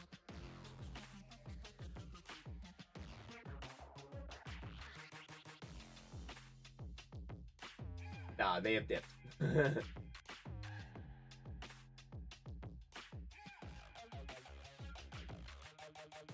Yeah, fuck it. Let's just call it for the day, my friends. Thank you so much for joining me here in the Digital Basement. Be kind to yourselves out there, everyone. Be kind to each other. And make sure to swing by next week for more fighting game goodness. Until then, I'll see you later, man. Take care.